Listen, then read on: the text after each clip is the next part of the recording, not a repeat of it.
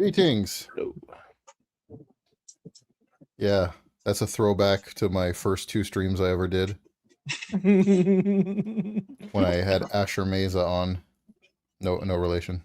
Of To course. discuss Judaism and his take on it.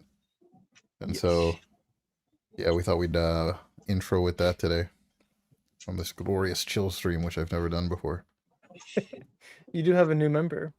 Oh, thank you. Thank you for joining.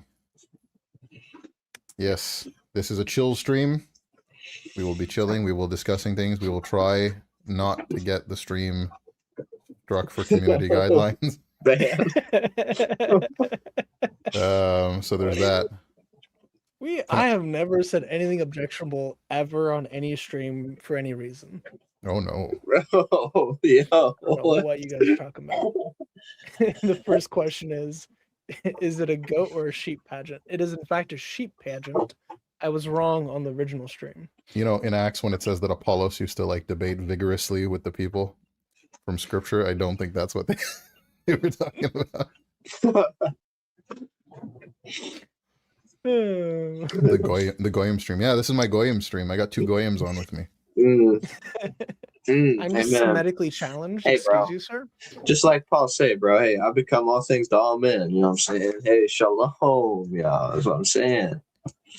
Yeah, what's funny is I've heard people quote that to say like, look, Paul is admitting that he's like a deceiver, and it's like he's talking about being respectful of the traditions everywhere he goes, so that he doesn't offend anyone and turn them away from Christ. That's what he's talking about. In case somebody didn't get that. Goyim and proud. There was one person, whenever I posted my Semitically challenged video, one person in the comment section was like, what if you're a Jew, but you only go to like Chavez once a month for the synagogue, and then like Shabbat. Shabbos. Shabbos. Okay. Shabbos, sorry.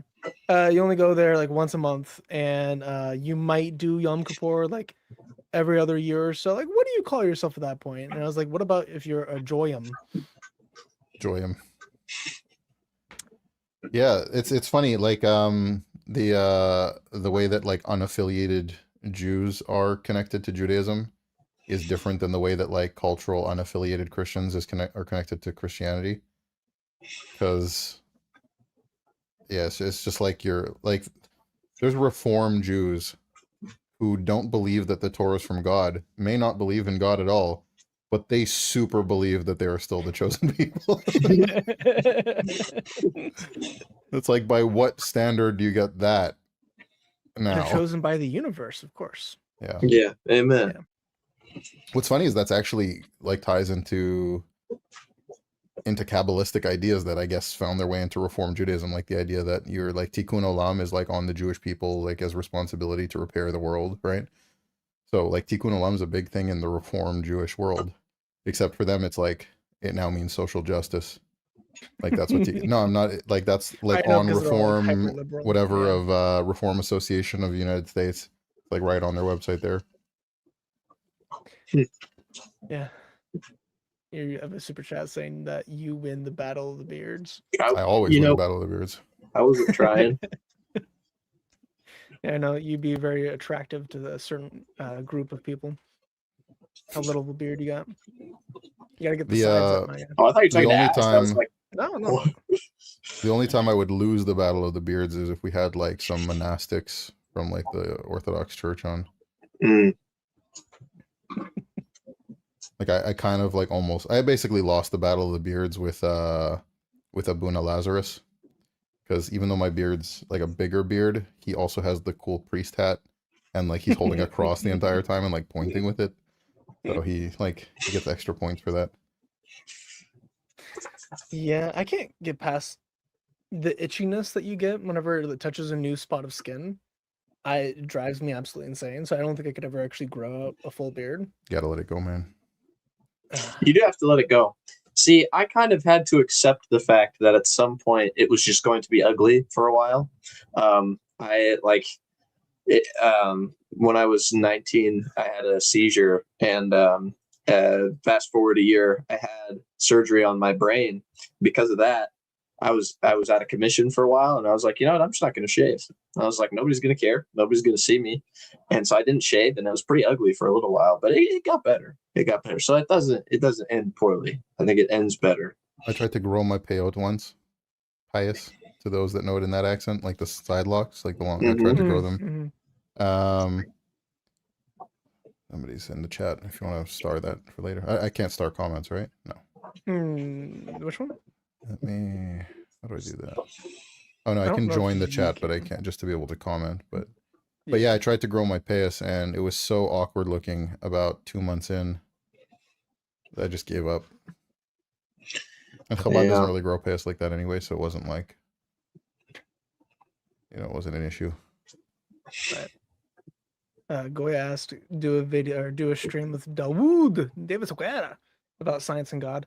I am going to do that. I'm currently putting together all of the so basically, like, there's like, I don't know, a couple hundred papers I've read in chemistry and microbiology. So I'm just trying to find all of the animations that I thought were the most awesome. And I'm manually editing together a compilation video that we can react to. Because there's not going to be one video that's going to cover all the topics I want to talk about. So me and him are going to nerd out for a couple hours on proteins and DNA and RNA and whatnot. Abiogenesis. I have a very long script already. I don't think we're going to get to it all, but we'll see how it goes. This critic of mine in the chat says Ash grew his payos, tied them together over his bald head. You say that mockingly, and I know that you're mocking me. But what's actually funny is there's a few families where I grew up who are Chabad, but they're like, were part of this like sort of pseudo Chabad group that followed also one of the Rebbe's brothers of one of the Rebbe's, I forget which one, but they did grow their payos really long, and they would actually tie their payos under their kippas and under their hats. And so this guy thinks, oh, he's not mocking, he's serious. No, okay, well there you go. Well, yeah, there's a family that literally did tie their payos over their head. They were totally shaved heads, except for the payos. Tied it over their heads, and then put their hats on top. Are you one of that family? Is that why you're saying it? I'm so confused now. Anyways, yeah. I don't understand the bald head. I'm only somewhat bald. I'm not actually bald. You have pretty much the exact same hairline as I do. It looks like Prince Vegeta over there, bro. No. Yeah. No, I shaved my head once in high school, and my ex-girlfriend at the time was super offended by it, and she told me never to do it again, and then just stuck in my head forever. That's been 13 years. 14 I'm trying to figure out who this person could be. Send me an email if you think that I know who you are, and you don't want to say it in the chat. Send me an email. Yes. Can I do some housekeeping announcements? Go for it. So, as always, in the description of my channel, there's my Buy Me a Coffee if you want to support my work. It is getting a little more tedious than I had originally thought it was going to be. So that would be appreciated for anyone that does want.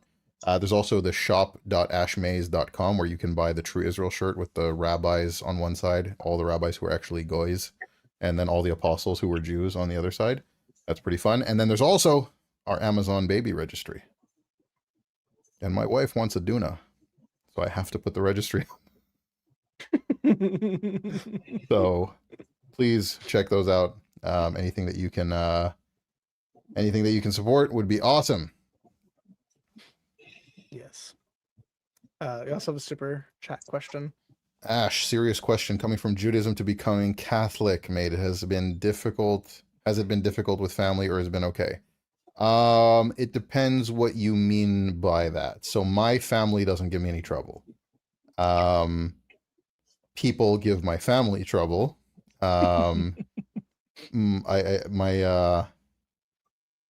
don't know exactly who it was because he didn't tell me, but my dad was telling me that somebody was calling my sisters and asking them about my channel, and I don't talk to my sisters about my channel, and they don't have anything to do with it.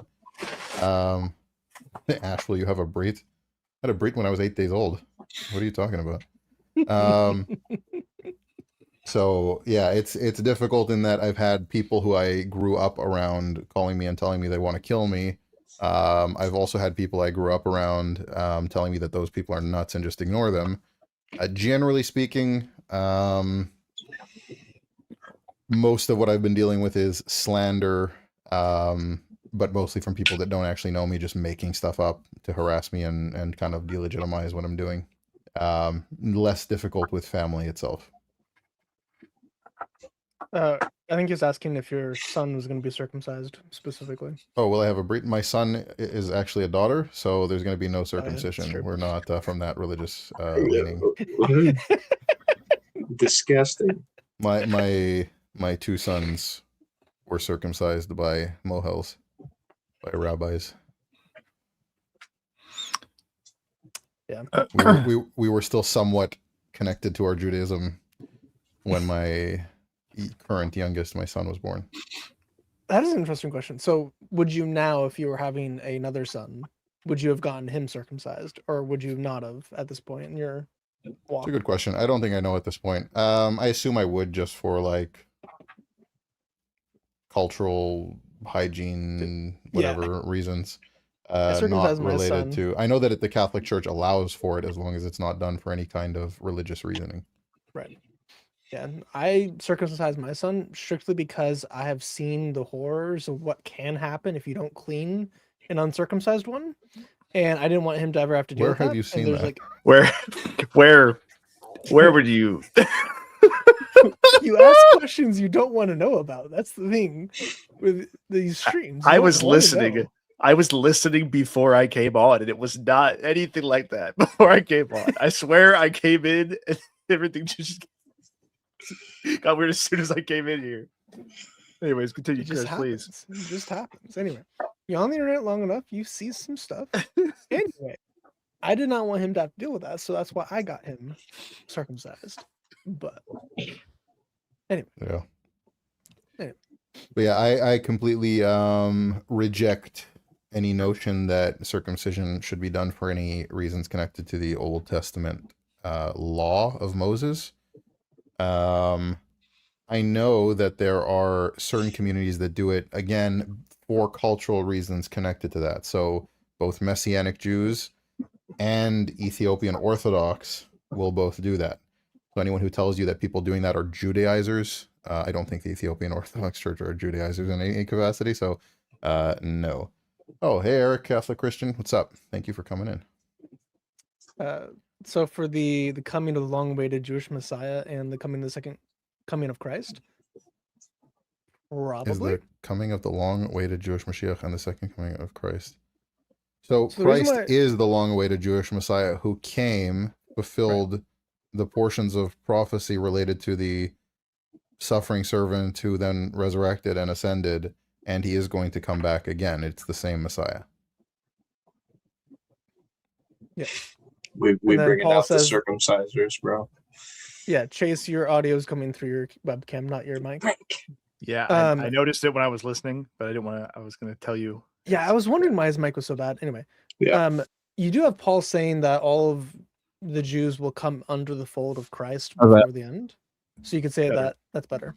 You could say that they're kind of the same thing because they rejected him the first time, they'll accept him the second time, kind of like Joseph with his brothers. Little neat typology thing there. But we have FBI check Chris's internet history. So he said Jesus was circumcised. Yeah, Jesus perfectly fulfilled everything of the law. That's part of the point. Indeed. The only one who did. Dude. You're the one who I could. don't just do like doom browsing. I go down doom browse like rabbit hole and spirals for like hours on end, just seeing stuff, man, and just learn about things. See, Chris's they're not rabbit holes, they're rabbi holes that he goes down with the Jewish Talmud. Not like the Zut. Yeah. Not in the Yeah, Zut sense. no, Not in the Zut sense. there's always one. There's That was one per not, stream. that was not a great way to word that. That was No. that'll get added to the That'll Chase get clipped. compilation. Yeah, that's Dang it. Yeah, we're gonna have Chase many compilation. The for- for ever-growing Roger. compilation. dude. There may not be enough tiles on the roof for me to get circumcised. We said there's a super chat there. Ash followed your year ago. Can you bring that one up? Ash, while you're going, enjoying watching your journey. Congratulations on the baby. Side note, Muslims are on TikTok using Rashi against the Bible. Using Rashi against the Bible is like The dumbest thing, man. it's like going to a how do I put this? Imagine going to somebody from like mainstream political affiliation in some country and then telling them, I don't know if this is a good analogy. Rashi only applies to people that subscribe to ideas about rabbis having authority to say the kinds of things that they say and do the kinds of things that they do. So a Christian obviously doesn't care what Rashi says. It doesn't prove anything about the Bible. In fact, they'd say that Rashi distorts the Bible significantly, especially messianic passages.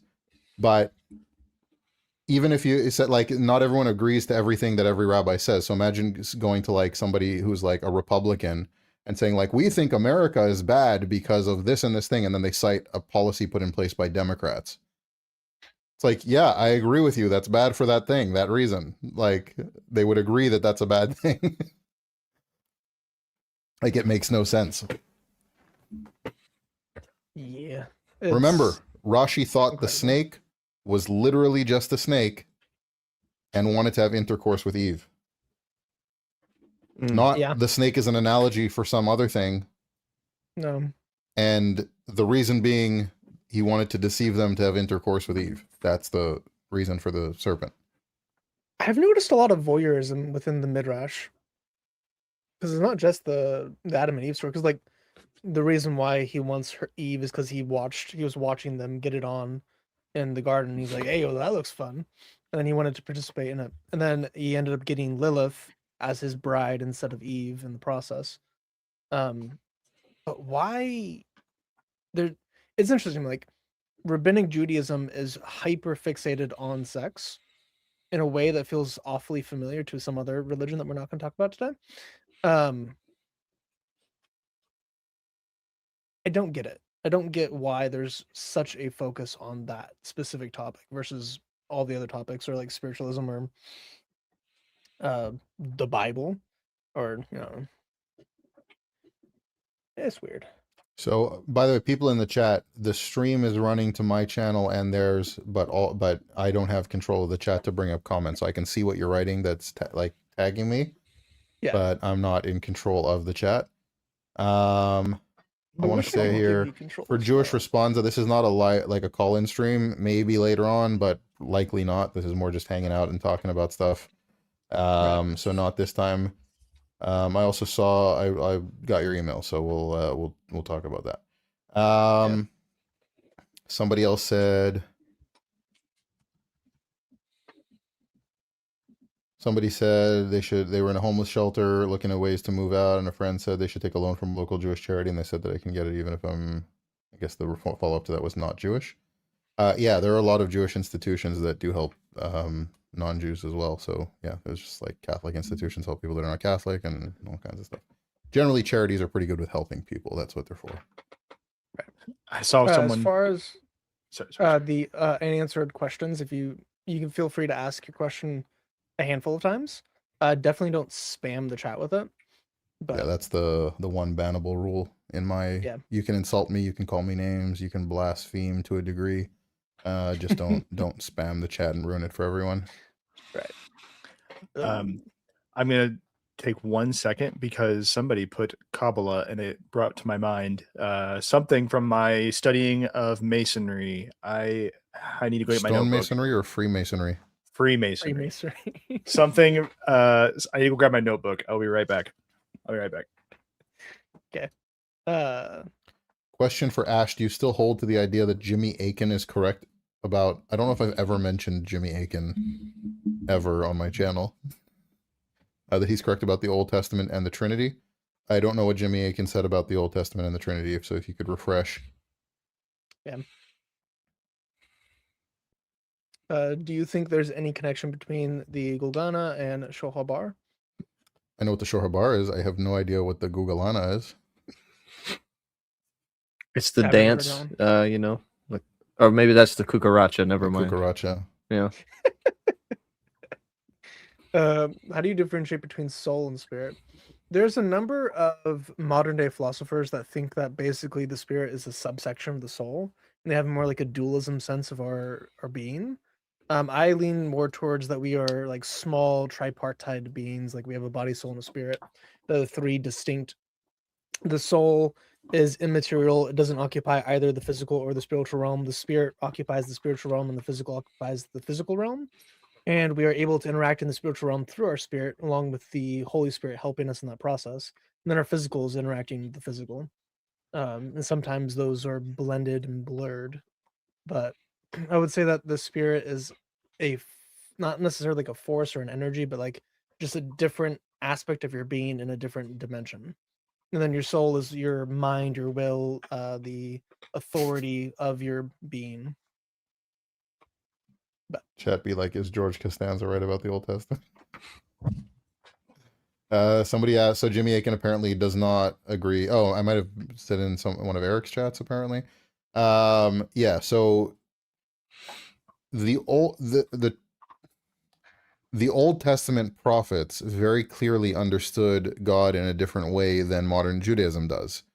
They did understand obviously a multi-personal element to God's nature, but that doesn't mean they knew who the persons of the Trinity were, and they didn't know it was a Trinity.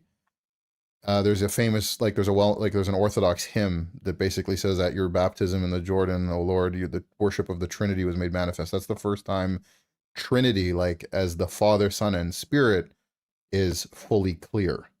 Right before that, they would have known maybe two powers in heaven, that there's this multi-personal aspect, that the Spirit is a person. They didn't know necessarily that it's three specifically.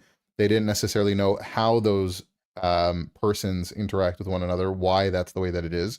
So I would say that there's not a chance that the Old Testament prophets were literally Trinitarian, with the exception of maybe Moses.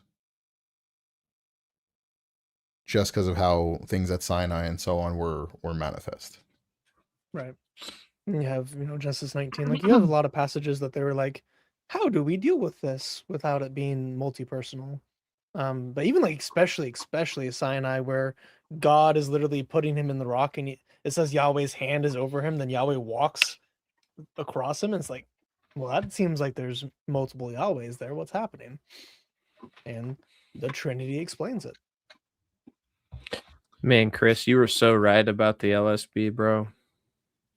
It's a good translation. Fantastic translation. I got it in yesterday, and I was reading during meeting today. It's I mean, yeah. To me, translating Yahweh's name as Lord in the Old Testament is fine, but it is his name, So it's a name, and that's so. Yeah. I appreciate that. Oh, it's not Yahweh, it's Jehovah. No. Or He says, I'm giving away the farm here by saying that Moses, that they must. No, they knew the God of Israel, and they're not following other gods other than the God of Israel. It doesn't mean that everyone understand the exact mechanisms of God's nature and how he works. Not everyone was the people in the Old Testament weren't all theologians. That means they followed a different God than Moses. What a stupid thing to say. What a stupid argument. Well, do you guys think before you write what you're writing in the chat? Do you think for a second what the natural conclusion of that? So a Jew today who has an IQ under 80 and doesn't understand anything about theology is following a different God than the God of the Jewish people because he doesn't understand what God is? What a ridiculous argument. Would you like to hear some other really dumb things from my notebook that I documented? So this, I'm going to assume this is the blending of Hermeticism and Kabbalistic teachings. So there was the belief that Moses, he was an initiate of Egyptian wisdom. He founded the Tabernacle Mystery School. It was founded on Egyptian mysticism, and it's stated as a fact in the book. They're like, yeah, we all know this. Moses knew Egyptian mysticism. And they claim that, he didn't ever actually write down any of the teachings that he gave to these select initiates of his school. It was just transferred orally. And then eventually, though, the keys to the sacred writings of Moses and his mystical Egyptian school were in Kabbalah. So if you didn't know that, apparently that is Hassar, close your ears. Apparently that is Freemason thought. By You muted yourself. Robert Lund is the author of the book. It's the esoteric handbook for the first degree of Masons, and he was a master Mason for a lodge in Toronto, Ontario, Canada. But I know yeah, a couple of prominent Freemasons in Toronto, Ontario, Canada. And yes, Freemasonry is incredibly silly. yeah, he was Egyptian, but it doesn't mean he was practicing mysticism. Yeah, neither was Joseph. Did Yahweh kill the Egyptian gods during the plague? I would argue There are the no Egyptian Egyptian gods gods. are Yeah. not real, or if they are real, they're just principalities, and he didn't have to kill them because they didn't have authority over him. Every single plague is demonstrating that he has the power over a specific Egyptian deity, because every single plague is targeting the powers and authority of an Egyptian deity. Like the first plague is targeting Hapi and Sobek, the gods of the Nile. So the protector god of the Nile and the god of fertility of the Nile, who is a hermaphrodite blue person, who has a goatee, a ding dong, and breasts. So it's targeting very specific gods for all of those things. And he's just kind of dunking on it. He's trying to destroy the paganism of the Jews and showing that all of the gods that they're currently worshiping, because all the gods that he targets in those plagues are the high deities. He doesn't target any of the like low-hanging fruit. It's all high deities. He starts out with the Nile, which is kind of crazy. Then it goes up all the way to Ra and Pharaoh with the 9th and 10th plague. So he's trying to destroy their polytheism so that they're not doing that in the promised land. But And Jesus came Yeah. and did that in a superior fashion where he turned all the pagans and their idols directly to worship of the God of Israel without shedding using any the blood in that, cross. well, in that time at least. Super based, man. Not for the Super first like 400 years. based. What are good sources on the Judaism separated from a multi-personal God? I don't read any like contemporary like books really. I know I ought to because there's a lot of good ones out there.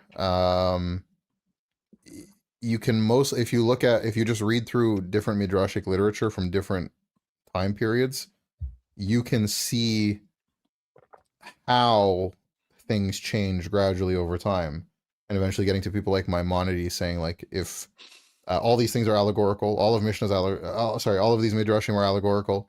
Anything that anthropomorphizes God is allegorical, and if anything in Scripture disagrees with my philosophical proofs about God, we must reinterpret the way we look at Scripture. And that's in Guide to Perplexed. And a lot of Orthodox Jews was like, well, he wrote for the Perplexed for non-Jews. It's like, no, it was his like magnum opus of philosophy. have you all ever been asked or told that Jesus was one of the Essenes? I've heard people say that. That was also in this book, which I just learned about the Essenes from from reading the Jewish War. So Yeah, Jesus wasn't any of the Eans or E's. They said specifically that the mystical teachings had been lost, and that the Essenes were the true rabbis, and that Jesus was an Essene. And again, all of that was stated as fact, which is not a fact. It's just a claim. You're talking about the Dead Sea Scroll guys, right? Were the Essenes the ones who preserved the Dead Sea Scrolls? I Yeah. thought so. Yeah. Oh, and then yes, Oh apparently, my gosh. apparently they were super. They were the Essenes were very strict, and one of the funny things that Josephus documents was that they believed all women to be promiscuous, and so they commanded that no one should marry to be an Essene. They said that they didn't believe a single woman could go her entire life without cheating. I was like, this is just the red pill guys today. I was like, there's nothing really changes in 2,000 years. We're all kind of making the same claims.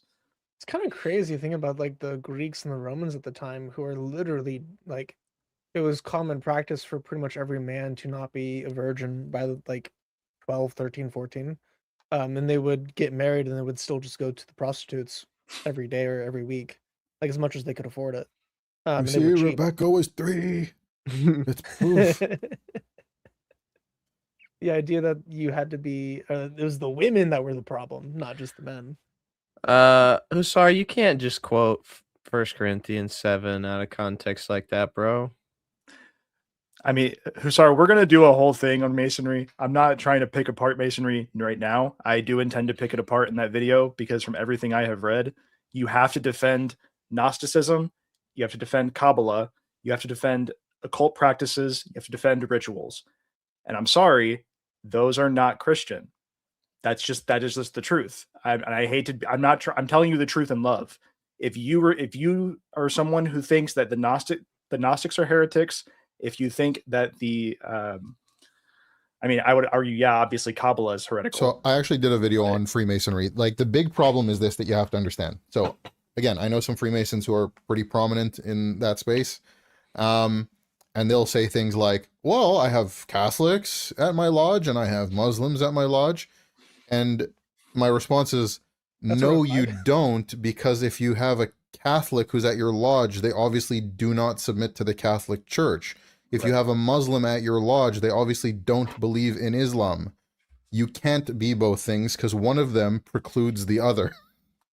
So yeah, you call it non-worship, you call it non-religious, but you're subordinating your religious beliefs to it, which makes it your God. Well, and one of my big things, and again, like Hussar, we're a fan of yours. We're not against you in here. I want you to understand.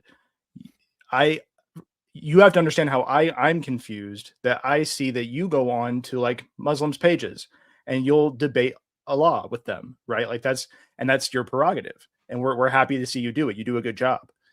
But under Freemasonry and the concepts within Freemasonry I've read 2 books, actually. I'm not calling myself an expert. I'm learning. I have 4 books I'm working through. But one of the concepts is that the God that the Freemasons worship is a idea of God. It is a deistic God. And it's the claim that all are just names of one God. That has now been into both books I have read have claimed the same thing, that everybody's worshiping the same God and he just goes by different names. So my question then is, how is it fine to go and debate with a Muslim if under Freemasonry and a Muslim Mason brother, you would have to be okay with the idea that Allah and Yahweh are the same? They're both the grand architect, but you don't believe that.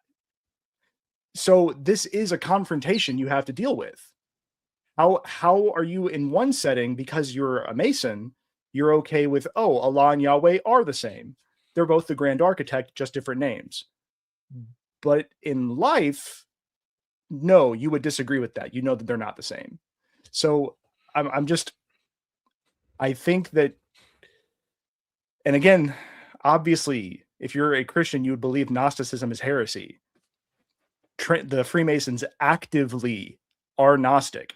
Like the whole idea of Freemasonry involves gnosis. So you have to then reject the idea that Gnosticism is heresy. So again, these are major problems. And I'm sorry, I've been thinking about this. If you told me to go to a mosque, and I apologize, Ash, I know this is not your stuff, but if you told me to go to a mosque and go talk to an imam and get a good idea about Islam from an imam, you would tell me they could do taqiyya and just lie to me to get me to believe what they want. So when you're telling me I should just go to a lodge and go talk to a lodge leader, go talk to a worshipful master and understand Freemasonry, one, because I'm not initiated, they could only lie or tell me very, very grains of truth. So this is like, why should I expect that they would actually tell me the straight up truth if they just want me to become initiated? They won't. And I'm talking this on a personal level with family members who are Freemasons.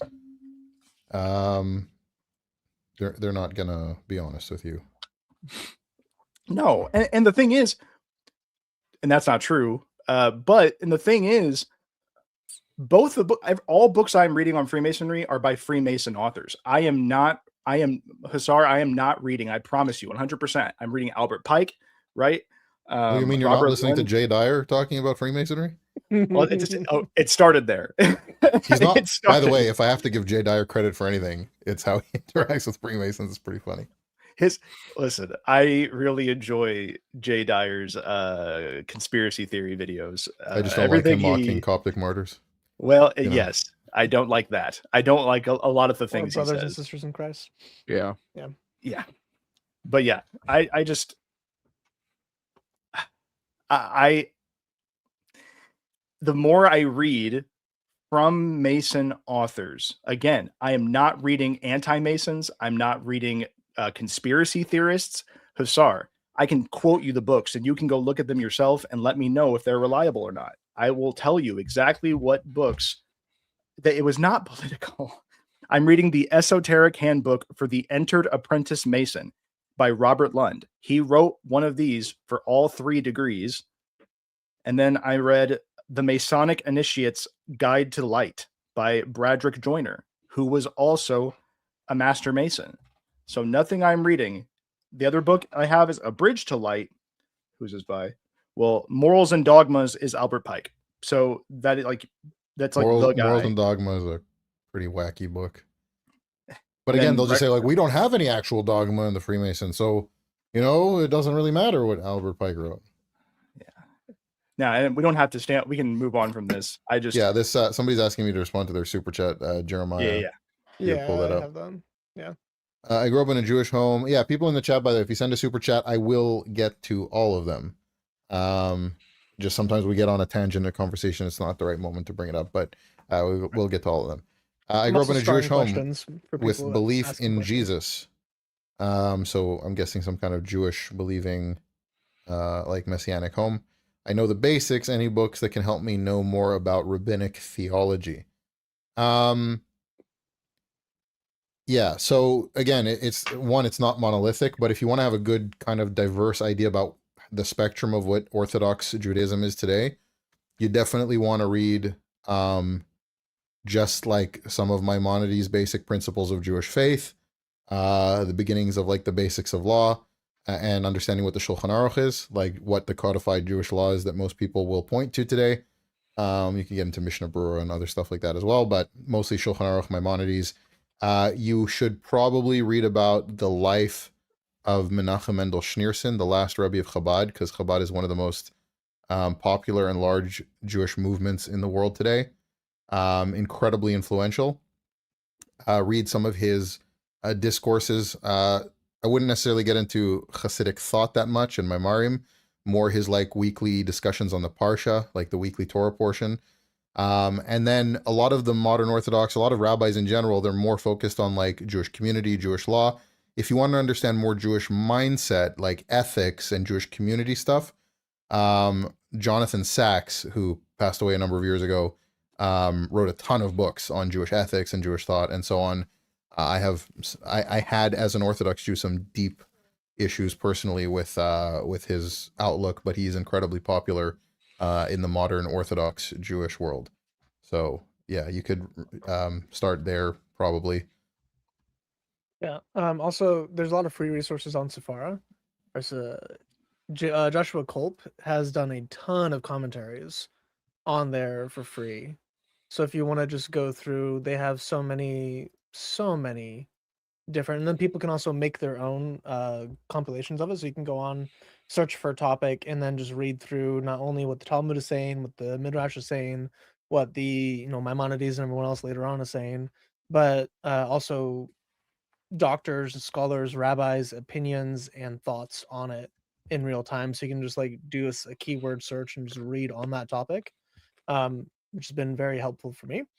And it will give you, and you can also read the Kabbalistic text there as well, which we've had some questions about Kabbalah. If you want to read the Zohar or the Essential Zohar is one of the books you can buy on it as well. That is where is it? Andrew has it. It's a summed down version of it that has all of the base beliefs outlined pretty clearly.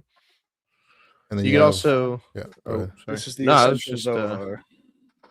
I was gonna say that I hear the Talmud is light reading, so you're more than welcome to dive into that as well. You'll leave more confused than you were when you went in. No, actually, Oh, you know what the man. funny thing is? When you take Judaism seriously as a Jew, reading the Talmud can at times be difficult depending on what sugya it is, and like there's more difficult things and less difficult things. But it's somewhat enjoyable when you're actually like learning about Jewish history through it and belief system and like getting an understanding about your faith. And so like the Talmud is actually a very interesting text. But it's like then when you're not an Orthodox Jew anymore, it's like, oh, this is so tedious now because it's like it doesn't mean anything Right. at the end of the day now. Oh man. Like there's no So there- importance to it in that sense. I love how in the Talmud you're just reading, it's like a topic on like marriage or betrothal or divorce. Then it gets into like some random out there outlandish topic for like a paragraph, then it'll go back to the topic. And I love cutting those out of context. There's no context for it really. And then posting them in a chat with people who've never read it and who are not that deep in Islam either. And then I ask them, is this from Islam or is this from the Talmud? And I have them play a little game of Because trying to figure out 90% of which the time they one's say it's from the Quran or from Islam. it's a mixed bag, and Yeah, it they're almost always varies. wrong. It's pretty Yeah. funny. We also had a question. All Freemasons should excommunicated from the church immediately. I'm against you and against the lodge 100%.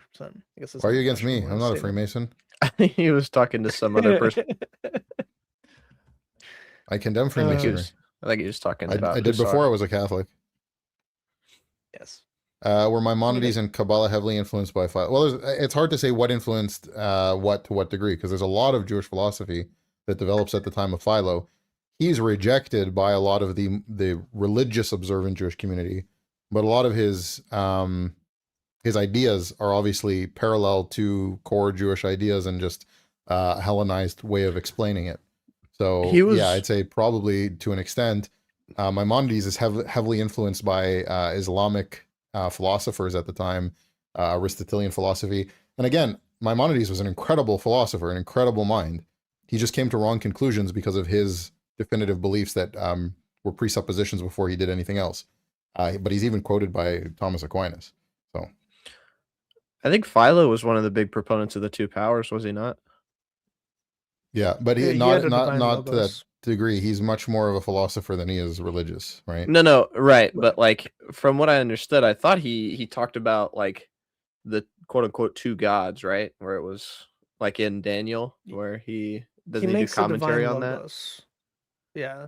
Yeah. The two powers in heaven, heaven forbid there be a second power in heaven, I believe is from the Talmud itself. But the talk of a logos who is creator of the universe, all that type of language that's coming from Philo. It could also be coming from the Targums, because you get that with the Memra of the Lord and Neophyte and a little bit in Onkelos, and some in Jonathan. So where John is getting it from, it's kind of up in the air, in my opinion. But like, oh no, you're Greek because it's all coming from Philo. It's like, well, Jews were just talking about that as well. They were anthropomorphizing the word of God as a agent of God at that time. So we got from RJ. He sent 2 super chats, but one I think he retracted. Just the Hi Ash, any yeah. books on Kabbalah you suggest?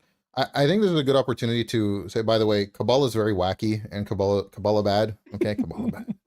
Not trying to say that Kabbalah is a good thing, but you should know that a lot of the crazy Kabbalah stuff that you think of about like demonology and things like this, like using it in magic and so on, there's a lot of like new age Kabbalah stuff that's like that. You'll get from like youth in like Nachlaot in Jerusalem, in the Nachlaot neighborhood, and in Sfat and in other places in Jerusalem and in Israel. But the like the wacky demonology Kabbalah stuff, a lot of the time is actually medieval people taking Kabbalah and turning it into something else. It's like Christian Kabbalah and like medieval like Gnostic Kabbalah and stuff like that. That's like ripping Kabbalah out of Judaism and turning it into something else. So you can't assume that everything that you read that's Kabbalah is actually a Jewish thing. That being said, Kabbalah very wacky. If you're asking like something interesting to read about Kabbalah, that's maybe on like the side where I'd say like this is a good thing to study. I think the Tanya is a really good book to read. Just make sure that you're ignoring the Jewish supremacy side of things and focusing more on the asceticism and relationship with God stuff, because it actually parallels a lot of things in Christianity in a way that other Jewish texts don't today. I would say that the Alter Rebbe and the early Hasidim were heavily influenced by Eastern Christianity. A lot of them were Jews who fell away from Judaism, came back to Judaism through these Hasidic movements, and were like, basically Christians at the time when they were then brought back into Judaism. So there's definitely a lot of influence there. Not going to get into that too much now, but yeah, that would be an interesting text to read that I'd say is not a bad thing to get into. As far as like contemporary books about Kabbalah, what's the guy's name? He's the professor from Hebrew U who like did the big studies, like reviving like academic research and stuff on Kabbalah, like a famous professor at Hebrew U.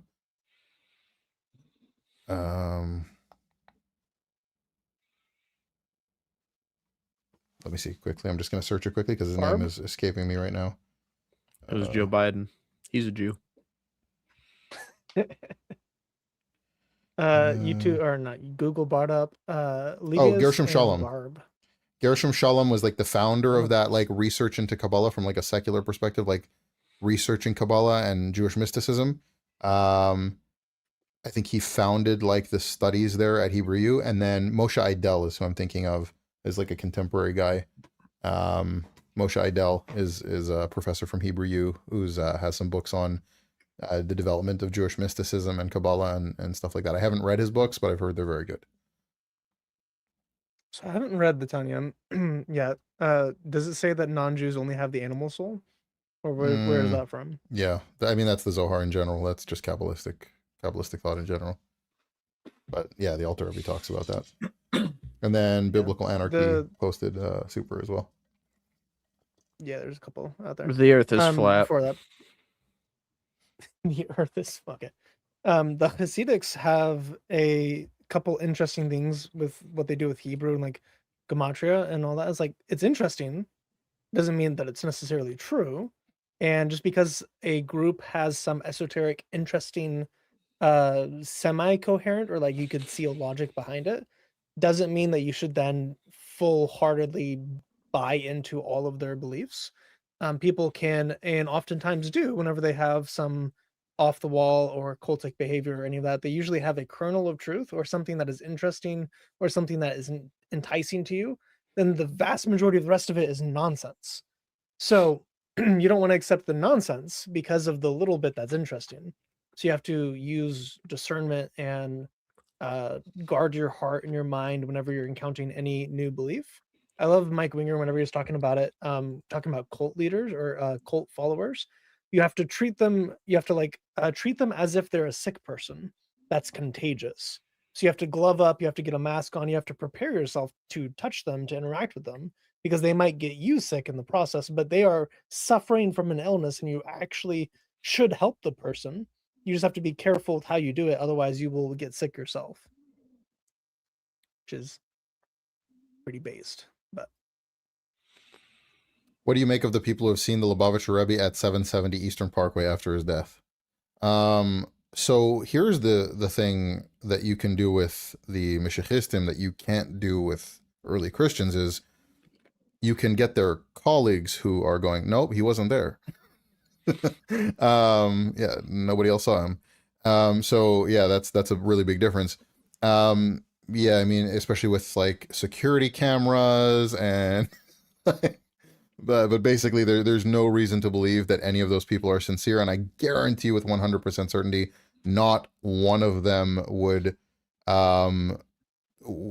be willing to get hurt, let alone die for the claim that they saw him after his death at 770. So yeah, that's basically my thoughts on that. There's a bunch of I mean, even in the Chabad world, those people are considered wackadoodles. Like nobody, even people that believe that the Rebbe is going to come back and he's the Messiah, think that those people who actually think that they see him at 770 are wackadoodles. And are you guys familiar with this? So they will one of the minyanim Only at the 10 general o'clock, time. they will basically, when the Rebbe would have come to pray for that minyan, like that prayer service, they'll make like a line on either side for him to pass through and wait before the prayer services start. It's kind of like the empty seat for Passover for Elijah. They're just Okay. leaving it open and ready for him to come. Yeah, except there's like reason to have that about Elijah. There's no reason to. Like there's some reason to believe that Elijah's like gonna be coming for some important purpose, but Right, of course. related to some kind of So, second Exodus, as it were. Does facial hair from all you guys denote seniority? I am the youngest, obviously, by this but Yes. I have done Are you this the the short youngest? maybe no. No, No, by a long Jason's- shot. Yeah. I'm 22. Oh, there you go. No, he's a little baby. Jimmy Bourbon is saying he wants $1 from the dead Rebbe. I have a Rebbe dollar in my tefillin bag over there. Madame. So for all the people who say that they're practicing Kabbalah that are like secular, not Jews, they're not practicing like Kabbalah. They're basically just Gnostics with extra steps. So there's a difference between like the popular use of Kabbalah and like what Jews believe about it, which is very apparent the more you get into it and like what the celebrities say that they're following versus what Jews do and live by. Yeah, I was really disappointed when I finished the Essential Zohar. I was like, okay, so obviously Kabbalah does sound very rooted in like the concepts of gnosis and all these different things. And it sounded like it was combining a lot of different views and different beliefs. But I was really disappointed that it wasn't like the crazy Hollywood eating people stuff. I was like, where did this come from? Like, yeah, it's I don't think it's right, but do I think it's like evil? I was like, I don't know. And so then I looked it up and I was like, oh yeah, that's pop Kabbalah. I was like, dang it, what do I read about pop Kabbalah? Yeah, dude. I was like, that's what I was here for. I got Read about the halfway listing through the files. book and I was like, this is kind of boring. It's just anyways. What are our thoughts about the end times and the Euphrates forecasted to dry up by 2030? From the estimate I saw, it was 2040, and I personally think we are towards the end times. Like we've been living in the end times since Christ came and died and resurrected. But I think like as far as like Christ coming back, there's a lot of things that are converging all simultaneously. So you're not a Including, like, dispensationalist. I'm not a dispensational. I'm a weird. We've had middle this ground conversation before. person where I am both of them. I'm both and yes. So I believe in some parts of both. Chris and I So, are somewhere I'm a in the middle. Weird one. Andrew, you're Yeah. a dispensationalist. Calm down. All right, everybody, I've been put in my place. Yeah, I was Sorry, gonna guys. say you're too rational for this, Andrew. Come on. I'm a covenantal dispensationalist. There you go.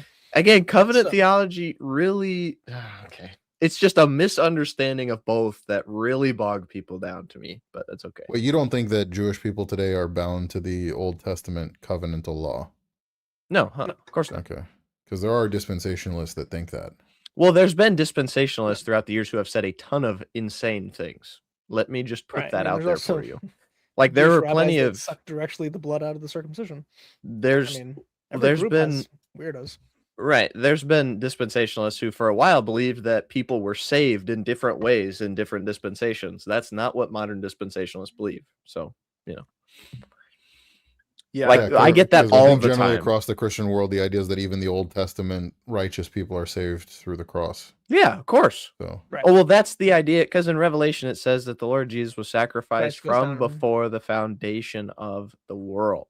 So the idea was that his blood was always going to be what covered the Old Testament saints, anyways. It's not that this was some new innovation that happened later that the Lord was like, oh, hey, I'm going to just send my son now. This was always going to be how it was. But I would also take the position, I think Jerome would also take the same position that whenever the Lord Jesus died, he went into Hades, he went to Sheol, and led captivity captive on 3 days later. So I would be of that position. Some people think he was caught directly up into heaven to be with God, which I don't think is supported. Others people say that he was just kind of, there. I don't believe that. If you're reformed, you would say he actually fully went to hell. Right. And I would not which is affirm that either. kind of crazy. But no, I would also affirm the I guess you would call it the harrowing of hell. But yeah, Yeah. I don't know, that's like Yeah, the I would specific name prefer of it. it. But yeah, Right. I would say he went With to Abraham's Sheol. bosom, that'd be my Right. view. There's a song by a Uh, group called Byzantine Rock called "The Harrowing of Hades." You should all go check it out. It's pretty based. I by the name, is it? You said it's a rock. Is it like rock? No, Andrew, Yeah. it's rap. Hold on a second. Let Hey. me. It could be. I don't know. Also, for the, what type of Christians are on the panel? Yes. Yeah, for real.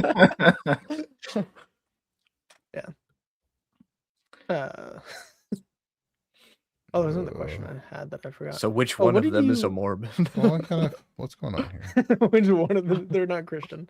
I was Yeah, for what are you asking about? JP Mexican? Mexicano? Mexicano. Yeah. That's the common belief, and there is a verse you could interpret as that. Yeah, so that's in First Peter, It's right? not nearly as clear. Yeah. No, it's not very clear. There's definitely different opinions. Man, where's Which that is at? fine. First Peter 2. It's the same part where he talks about baptism. Is it First What was Peter the- 2? What was the question?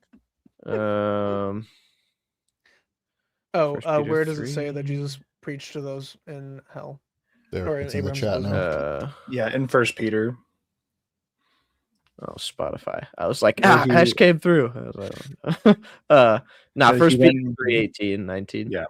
For Christ also suffered for sins, once for all, the righteous for the unrighteous, so that he might bring you to God, having been put to death in the flesh, but made alive in the spirit, in which also he went and made proclamation to the spirits now in prison.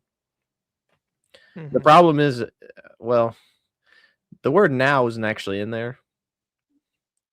So it just says the spirits in prison. Now is inferred. I don't know if I like that translation by the LSB. Because I don't know. I mean, there's ideas that he went and proclaimed his victory over Satan to demons who are in hell. There's the idea that that's the same thing as the harrowing of Hades. But I tend to be agnostic on the whole issue. I think it makes sense that it's kind of like the harrowing of Hades, that he preached to the spirits who are not in prison as in judgment, but in waiting, right? In captivity, in Sheol, and leading them out after 3 days. That's why I would say that Paul says to be absent with the body is to be present with the Lord, is that we don't have that waiting period anymore. But Who was I rapping with earlier in Discord? That would be Chase. Mm. The one bottom right. Tim. One who Tim goes Drake. by Tim in this. Yeah, I Tim originally Drake. followed your lead. I was Jason, but then I was like, man, most of the people watching will not know who we don't are. know who we are. So I changed my name back to my actual name. You know what, Andrew? You make a good point. The Earth is Is not the Earth flat. flat? That's my. Wait a second. See, No, I'm just kidding. Well, Okay. there is the firmament, and space isn't real. Wait, Andrew Wilson might call in and throw a fit because we're not attacking Ortho Bros. So here's what's interesting. So I love the Orthodox Church. Okay. Get some cigarettes. So there's that. What's interesting is that if you do a little bit of investigating, go on Google, look at demographics numbers, check about the number of accounts online that are Orthodox or claiming to be Orthodox, as it were, and you'll notice that there's about 600% more people online claiming to be Orthodox than there are Orthodox Christians in the United States. Which means that many of the people who are attacking various groups, saying that they're Orthodox and that they're the one true church, many of those people don't go to church and are not Orthodox. So there's that. And then if you actually, so there's the fact that the numbers don't add up. And then, sorry, what was I going to say there? There was another part that was important. But I lost my train of thought. Can you pull up the biblical apologetics comment? What biblical apologetics comment? So LARPers. There's people LARPers. LARPing. They're LARPing Yeah. as Eastern Orthodox. Oh yeah. literal LARPers, yeah. So what was funny was when AP said that because of what the Orthodox people were saying about him and the whole thing, he said, "I'm going to join the Universal Church," and everyone the next day was like, "You see, AP's really wanted to be Catholic this whole time," and blah blah blah blah blah blah blah blah. And he's like, "You guys all just outed yourself that you've never Yeah, I said know. the creed at church." Because the Orthodox consider Mhm. themselves to be the one holy Catholic and Apostolic Church, Mm-hmm. right? So as far as Mhm. AP was concerned at the time, he was already joining or planning to join the Universal Church, and basically got them all caught in that. What's also funny was I'm not going to say which person because I haven't had any negative interactions with him personally, so I'm not going to call him out publicly. But one of the Orthodox guys had a comment where the guy said, "I was a catechumen in the Greek Orthodox Church. And get this, I stopped going because the priest was too ecumenist, and now I don't know what to do." Oof. It's like, so you're not going to church anymore in the true church because the priest is too ecumenist, but you're still attacking other Christians? Like, how does that make it? Like, shouldn't you join the church that you think is the one true church then? Like, I'm all for that. Go be Orthodox. You don't have to be Catholic. Go be Orthodox. Right, follow your following Like, your if you think that- convictions, but Right. but Go then you, get baptized into the Orthodox Church. What does it matter if that priest is too ecumenist? Unless you think his baptisms are invalid because he's too ecumenist. I think the patriarchs will all have something very interesting to say about that. But it was just wild. It's like you're not going to join the Orthodox Church because that priest at that church is too ecumenist? you know he's still I'm dealing with mentally that a with pastors all the time. mentally he's still a Protestant. Okay, he's still Right. he's still thinking as soon as my pastor says something I don't like, I have to leave and go find a new church. It's the one thing I commend Redeemed Zoomer on. As much as I think that he has some pretty hardcore stances on some stuff, I do think it would be amazing if all of the mainline Protestant churches could be brought back into some more traditional conservative, Christianity, and they're not, weren't lost to, the Redeemed progressive. Zoomer isn't Jewish? No. Sure, he was Jewish. Yeah. He has Jewish heritage. He speaks Yiddish, if I remember correctly. Sounds Jewish to Does me. he really? Yeah. Not like the kind of Jewish So if I you grew ever up with, hear but that him- other kind of Jewish. Huh. Like the Yeah, 80, yeah. what's it called? What's it called? The Anti-Defamation League kind of Jewish. Mm. So has in that one of same his kind of voice. videos, Yeah. he recited the opening to Bereshit, and he did it in Hebrew, and he had the very, very thick, New York Jew accent on it. And then some of the comments were like, "Mashallah, I see that you're a real Jew." Hey, Hussar, we can bond over that. I also want the Methodist Church back. My church separated from the UMC, so and that is the one thing that if I could ever have a conversation with Redeemed Zoomer about, and I know that there are groups trying to restore the Methodist Church. The problem is you can't. I truly believe it is not possible because it is a top-down hierarchy where you can go through the entire process of getting ratified to be a preacher in the Methodist Church, and because they did the circuit routes, you are completely up to the whim of the hierarchy of the UMC. Like if there was a teacher at my school who did not like my church because her husband was a UMC pastor who didn't get to stay at his church for more than 2 or 3 years. And my pastor had been at his for 15. And she was not happy about that. And so I don't think she had anything against me personally, but if I ever talked about my church, there was some not happy thoughts that came from her end. And my pastor fought off retirement until we could separate from the UMC to ensure that a more progressive pastor wasn't put in place, that it wasn't And like when I say progressive by UMC standards, I'm not talking about like the generalized ideas.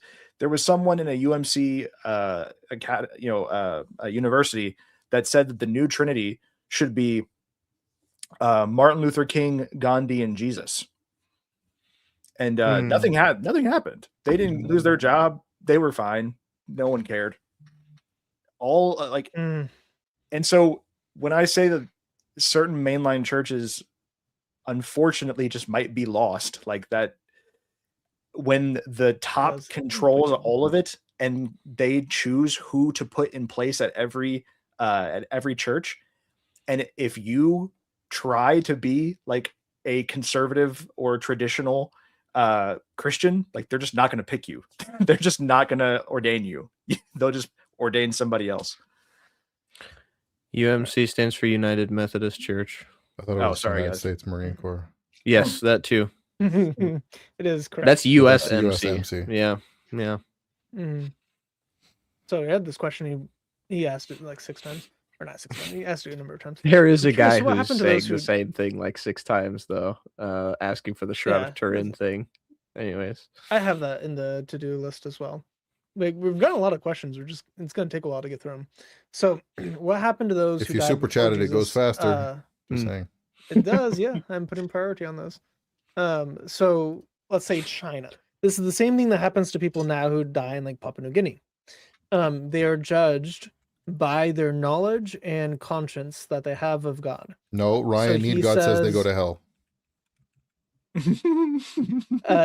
In the Gospels, it talks about how those who know and do not do the will of God will be beaten with many lashes. Those who do not know and don't do the will of God will be beaten with few lashes. So there's differential judgment and there's differential reward as well. We get in 1 Corinthians that those who are tested by fire and their works survive are rewarded for that, and those who are tested with fire and their works do not survive are still saved, but they don't have any additional reward on top of it. So God is going to be faithful to all the things that we do, and it's based on our knowledge and our willingness to serve the church and God and our love for him. God is a righteous judge. He's a much better judge than we are. He became a man to experience humanity's weakness so that he can righteously judge us fully, because now he knows what we went through and can relate to us in his judgment. So he's the perfect judge. Not only is he perfectly holy, but he's also experienced human weakness. So he knows exactly what it's like to be us, yet he didn't fail. So he is in a position to judge us. So you should just trust that God is holy enough and good enough and righteous enough and the perfect judge that he will accurately and rightly judge those who've never heard the name of Jesus, both before the time of Jesus and after the time of Jesus. Even though Jesus is the one way into salvation, into eternal life, we do get that our conscience will bear witness against us. So as far as that goes, I do not know. I'm not sure what the exact answer is, but I trust God enough to know that his decision will be what's right. yeah, I mean, I like citing Romans 2:12 for this. For all who have sinned without the law will also perish without the law. So like, Paul kind of spends the whole point of chapter 1 describing how Gentiles are a law, how Gentiles are a law unto themselves because of their conscience and because of the witness of nature against them. So like, while I am optimistic about the Lord's mercy towards people who have not heard, I also consider it a mercy that they have not heard, because I feel as though the Lord may also be sparing them from greater judgment if they had more light. I would say that if a person receives the light that God has given him gladly and accepts it, then he's given more light. And I think that that's fairly well founded in the Bible. But I don't know. I just say that, I mean, it says that those without the law also perish without the law, being a law unto themselves. So I don't know. Somebody in the chat wants to know where all your icons are, all of you. Well, I have a cross up here. she But I scared don't have any Jabril icons. away, unfortunately. It's true. No. My dogs are in bed. Eduardo, if you want to hop on, I can message you on Discord. I actually Okay, this is going to be a fun reveal for everybody. I do actually have an icon because Oh, show us. I rescued it from a house estate sale where I was like, I just feel like I should not let this just go to like a landfill or something. So I do have one. So, oh wow, beautiful. It's also like not a painted engraved one. It is literally just like a print that is put over a piece of wood. But I just A felt lot of weird them are like about that, though. I just felt weird about just leaving this. And so I grabbed it. I was like, I need to take this. That's beautiful. So, Hold on to that. yeah, I have Hmm. this. Before you So it's answer that, possible just my I want to say foreparents- something funny about the. So, it just occurred to me I'm no longer impressed with Cleave to Antiquity when he was a Protestant and was like defending icons of the Theotokos because he was just about to become Orthodox. It was like very impressive at the time. Like, oh, that's cool that you're defending that. And then like 5 minutes later, he's like, yeah, I'm Orthodox catechumen. I'm like, oh, that's why. Okay, got it. I still remember getting home from work one day, and I had just watched a Cleve video where he was like attacking like a Catholic position or something, and talking like pro Protestant stuff. And then the very next day, he was like, "I'm becoming Orthodox." I was like, "Oh, I was like, what did I just watch?" That was the most like the biggest whiplash I got from between two videos. So it's possible my foreparents went to Abraham's bosom. Possible, yes. Hmm, I don't know if they did or not. You know, that's between God and them. But it's definitely possible. Yeah. Again, I trust God that whatever his judgment will be, it'll be righteous and good and holy. That's kind of been the universal position of the church as well. Because you get Mm. all the time, you get people trying to ask questions about like, well, what about people who've never heard? And like, I have my own answer, but at the same time, like, kind of the universal position of the church is like, we trust that the Lord is going to judge righteously. So, You know, Are we not reading the Bible today? No, that's going to be tomorrow's stream. We're gonna yeah, go we through don't read the John Bible on in the days. Sundays. No, I I read read on the Bible Monday. today. Yeah. that's for church. Yeah, dude. No, he joins every. I do a live Bible study every Monday. So we go through the Old Testament, the New Testament, and exegete it. Talk about the depth in the passages. And he's a Muslim that joins for those, and he asks questions. So that's gonna be tomorrow, brother. We're gonna be going through John 1. It's gonna be pretty good. Oh, fantastic. Love you, Faisy. Also, something I learned has been an argument for forever, and we are not adding a whole lot new to it. But we're going to keep talking about anyways. The determinism versus free will debate. As I was reading the Jewish War, I learned that Josephus documented that the Pharisees were determinists and the Sadducees were free will. And I read that and just stared at it, and I was like, this has been a topic of debate amongst the brethren for 2,400 years. It's like, this is I don't think all No. the Pharisees were determinists, though. not all of them. No, I don't think Okay. so. I don't think that would make sense. I Because the mean, way yeah. the way that they they didn't agree with each describe other, following so- the law and how you are rewarded for it and such or punished for it, there would have to be a non-determinist, like what do you call it, compatibilism kind of standpoint there. So yeah. Well, yeah, The I would Mishnah assume seems way probably more free will not. dominant compared to the Gemara, because you get a bunch of places in the Mishnah are like, oh well, any community, half of their sins or like half their actions are sins and half their actions are mitzvah, and if their mitzvah outweighs their sins, then the whole community and the individual is blessed and they're rewarded and given all these good things, and they get also a portion in the world to come. And then if their mitzvah are not outweighed by their bad deeds, the community will be destroyed. They use like Sodom and Gomorrah as an example of it, and the flood and like all that stuff. So they do have some like, hey, you actually have choice, you have free will, and your actions actually matter, and they do things, and it's important. Then you get later on, you get people like, oh no, of course there's not free will. All of our actions are written in the book before we're created, including like your occupation, who you're going to marry, and all that stuff. Like, you get both of it in the Talmud. Actually- I'm not sure as much for later because my study so far has been pre-Islam. So on this topic, now that I was brought up the Sadducees, and that they only like the Torah, but somebody, Ash, I saw you had messaged somebody back in the chat. He did restate his question. Okay. Oh, it was like way up here though, but it was about basically if there can be new revelation post Moses. That would, I don't know if he meant in contradiction. Yeah, but there was new revelation post Moses with Moses. Yeah. On multiple occasions where, yeah. Because that, even when he said that though, it made me think like if you take a hard stance to that, I mean, you pretty much have to have a Sadducee view of the Bible that like you can't even. And the problem with that is it's like when God made his eternal covenant with Abraham, why didn't he mention the law that was coming at Sinai? Right. Yep. Right. So yeah, I mean, you'd have a really big problem with how God interacted with Abraham than Moses if you didn't believe that there was a progressive nature to revelation.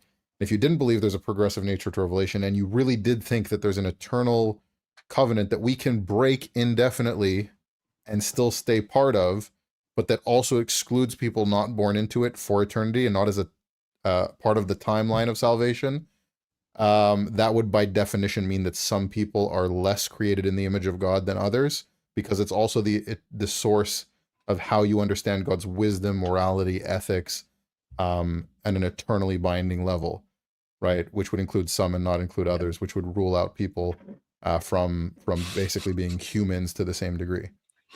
Which again, you find in some Jewish ideologies. Faisy, you really are a work of art, brother. Oh yeah, the laws actually contradict themselves as well per covenant. So the covenant with Adam and the covenant with Noah contradict, and the covenant with Noah and the covenant with Moses contradict. And what Abraham did is unlawful, and what Jacob did is unlawful. Abraham married a sister, and Jacob married two sisters, both of which is against Leviticus 19. So they're directly going against what is in the law, but they're never spoken out against it for those actions. And then in the Adamic covenant, you are not supposed to eat meat. You're only supposed to eat plants. And then in the Noahic covenant, you are able to eat meat now. So there's differences in the covenants. So the covenants themselves that God is enacting at that moment in time actually matter, and they can change what is in them at any point in time. So whenever Jesus gives the covenant that we see in Isaiah of the Messiah giving his Torah, that is the covenant we now have that Jeremiah talks about, where we don't have to keep kosher and the legal code for salvation and all those things. You can if you want to, but it's not for salvation. Muted. You're muted. The guy in the chat who's saying is a troll on my channel. The Roman Catholic Church has a dark history and cannot be trusted. Catholics are idolaters, blah, blah, blah, blah, blah. I'll give you a chance now because I'm usually charitable with people on my channel. I just let you talk and talk and talk and talk, and I'm fine with it. But because you're particularly maliciously stupid, yes, that's a thing, malicious stupidity. I'm going to give you one chance now to say something reasonable, okay? I'm going to ask you a question, and you're going to post your response in the chat, and we're going to see if you can be reasonable. What are your thoughts on Saint Maximilian Kolbe? For or against? Do you have a problem with that Roman Catholic? Like the cheese guy? The what? The Colby. No. No, Saint Maximilian Kolbe, who took the place of who was a priest who took the place of a Jewish man, and was killed by the Nazis. Yeah, he was in. Was he in Auschwitz? I don't remember which death camp it was, but yeah, I don't remember either. But I know that he took the place. It was a very selfless act. Cheesecake. Come on, cheesecake. Come on, Gay Paws, if that's how you pronounce your name. Gay Paws. What? That's how it's spelled, right? You chose the best pronunciation. Is Maximilian Kolbe not recognized by Yad Vashem? Wow. I do have already. Somebody did ask a question that I actually thought was. I also want the answer to this. How does modern Judaism handle the double Yahweh I passages? just started that one. Yeah. Yeah. Let's we'll get to that in a second. I want to see what Gay Pause says. I don't think he's gonna respond. Yeah. No? Get your paws out of the game, man. Okay, you have another minute to respond before I time you out. Yeah, because one of his other things just Oh, we also have this one. Just fun. Let's go build a boat. How did the Sadducees take 70 AD? They were sad, you see. it's true. good.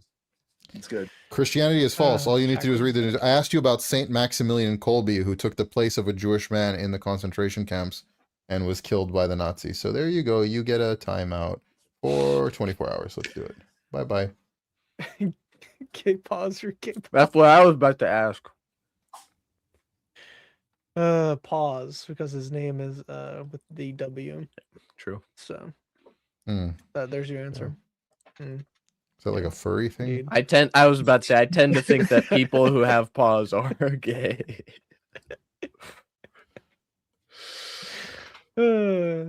Okay. So, is there any way to possibly see the parable of the Good Samaritan also point to Christ's return? For example, when he paid 2 denarii, and if it costs more, he'll pay the rest of it on his return. I have never thought about this. That's a really good question. Has anyone I else don't thought about it? I don't know how that would be analogous though.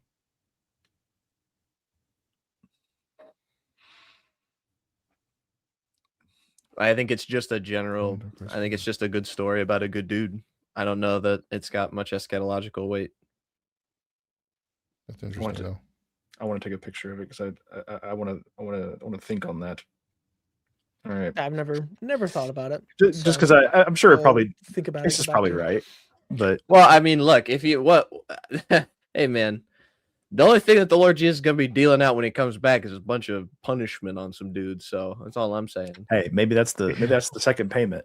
That's the second payment. He's like, That's- he was like, man, you did really good at the beginning, but you started beating up this sick guy here. Like this, you know. By the way, another thing about the Holocaust thing with the Catholic Church, a lot of people call Pope Pius Hitler's Pope. What's really interesting about that is that the chief rabbi of Rome after the Holocaust was so moved by Pope Pius and what the church did for Jewish people in Europe during the Holocaust that he converted to Catholicism and took the name of the Pope, like his prior secular name, as his baptismal name, citing the beauty of what the church did for the Jewish people as the first thing that inspired him. I have family members, like relatives of my dad, that were saved by Catholic families. So, yeah. Yeah. People always brag. So there are some legitimate things that the Catholic Church, or not the Catholic Church, that individuals within the Catholic Church did that were messed up. But you can also say that about pretty much every other denomination. Even if it's like the leaders, like sure, there's bad leaders in every country, there's bad leaders in every community, there's bad leaders in every religious system. Just because there were bad leaders in the system doesn't mean the whole system is bad. You have to actually argue based on what they believe and teach and all that stuff. Then you can disagree with it. But just being like, oh, well, that person was a bad example of Jesus, therefore Christianity is false. That's kind of the same thing you're doing with the popes. Now, sure, you could say, oh, well, the popes have a higher authority claim, but they're not claiming it's not, it's still not, it's not it. You have to actually have a reason to not be Catholic, and that I don't Oh my think should god. be your I reason really to not hope be he Catholic. means smuggled kids. Oh nah, that's You mean smuggled, right? Because he got caught Oh, is yeah, also he's not okay. clarifying. He got caught, really didn't clarify anything there. Oh no! He was, Oh, he no. was- dude, That was- brother. was very- Hey, that was very brave of your uncle for after you clarified. That was very cool. That was very cool. That is awesome. Glad you clarified. Yeah, Uncanny Mountain, not ask us anything, but ask us and we'll ban you. No, it wasn't somebody asking anything. It was somebody spamming the same thing over and over and over and over again. and not responding when we gave him a chance to engage. So now you can go too. Right. No one has ever said Trump is the Antichrist, but non-Christians. 5 minute Yeah, timeout for he's a being a Muslim that liar. comes to my 5 minute for he's a being a Muslim that comes to my liar. comment section quite often. Yeah. Even- Yeah. Here's what. Wait, the statement itself doesn't even make any sense. Even if he was, how does that have anything to do with whether or not Jesus can pay for your sins? Because he just said, if Trump is the Antichrist, doesn't that prove Jesus can't pay for your sins? No. That is, those things are not connected at all.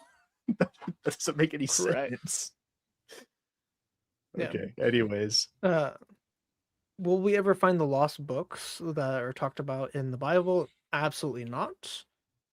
Books disintegrate very quickly within like 200, 300, 400 years. They're almost all but ash, especially if you have any humidity whatsoever. Now, the Levant is very good at preserving books, but even in the Levant, you still only have a tiny, tiny fragment of what we actually was written during any of like world history. Yeah, what we Unless should it was written have. on stone, it probably didn't survive till this day. Even on One- papyrus, it's still not going to survive. Well, especially papyrus, but even on parchment, it's not going to survive that long. Like even the hides will break down pretty quickly. I would also like to say that as a proud Protestant myself, Zwingli, Luther, and Calvin weren't exactly saints themselves. Just throwing it out there. I remember when over the years Friendly that I was people doing studying back anymore. Christianity before becoming a Christian, I came across something called Judensau, which was very popular with Lutheran churches in Germany, where they would depict Jews doing all kinds of nasty things with pigs. Yeah. So one of them is, there's just two of them that are still up. One that they refused to remove, and one that the Jewish community demanded they keep up with a plaque explaining what it is. Mm, That's insane. Yeah. yeah. So yeah. We're gonna talk about, if we're gonna I- talk about honestly, I think- anti-Semitism and Christianity, let's not Oh, go yeah. let's not go first to the Catholics. Yeah, for sure. Right. Yeah. Or well, Nazis. to be fair, I mean, we can't ignore church history in general when it comes to anti-Semitism. It started fairly early on. You know, after 400 years that Jews were turning over Christians to the Sassanids and Byzantine and Romans. Yeah, for sure. there was some major hostilities there. And then there was another, hold on. I saw a comment that somebody posted about circumcision, and somebody said the earliest church didn't circumcise. What are you talking about? I love when someone just starts watching the live, goes to the very beginning, but still comments as if they're watching live. It's my favorite thing. 'Cause we haven't talked about circumcision for like an hour. So Are you What guys is also streaming to Abe your channel? Lincoln talking about? No, Hmm? No, I didn't know if Chase set that up or not. no, I didn't. I've really never care done that to. from my end. So I don't. No. Yeah, Yeah, no. Andrew's signed into Thaddeus's account somehow, yeah. so he can't even stream to his own channel. He just Yeah, I bet- is on a different YouTuber's channel. I'm just reasoned answers. I'm his other half. He doesn't know it. He doesn't know Yeah. who I am. Oh, do you do his But- channel? No. Well, Oh, Apparently, somehow. apparently I am. You know, I don't know how. He is just actually he's just logged into his Google somehow. But- we have a mutual friend who Usama Dakdak, who does a lot of work in Muslim apologetics, and he has a shared StreamYard that he's a part of, and there were seats available, and so they gave us a seat on the shared StreamYard. Now, how I ended up with the Reasoned Answers account, I don't know, and it hasn't been an issue as far as I'm aware. We've both been able to do our own thing, so I don't know, because Chase doesn't set up the live streams. I do. Nope. So I don't know how. That's whatever. Andrew and Thaddeus both have cats. It's a conspiracy. Mm. Cat overlords. Jewish cats. I can't There's give a away any of the Cat secrets. coalition. Jewish cats. Yeah. Yeah. they're part of the Conspiracy, Cat bro. Masons. Yeah. Dude, I have a coworker who would believe that. Jewish cats. Oh, I swear to you. no! Oh, sorry, Ola Martinez. I'm so sorry. he was commenting about something that one of the guys who's been spamming the chat said. I apologize. Oh, What do you that was say? wrong. What are you talking just about? call him out, man. Well, no, I don't know what he was commenting. A little more.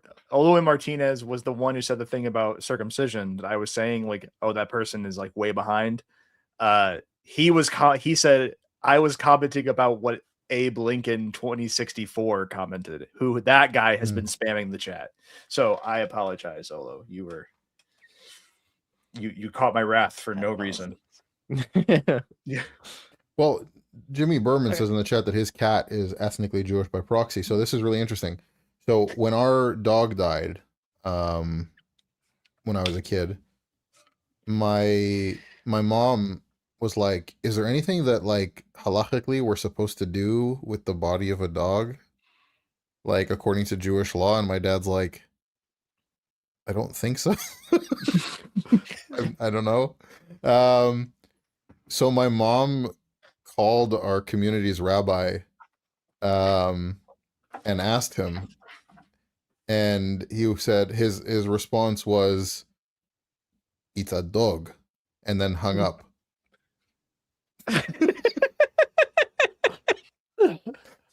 Yeah. And my dad is like, "Told you so." That's wild. Yeah. But they have laws for literally everything. You would imagine that they'd have laws for dogs. You'd be like, yes, and when your dog dies, make sure it's not on the Sabbath, because if he dies on the Sabbath, well, you're out of luck. No. His cat is both a Jew and a Christian by proxy. Yeah. So he has both the covenants. So Ash, sorry, go ahead. We're This interacting with cat's the just chat.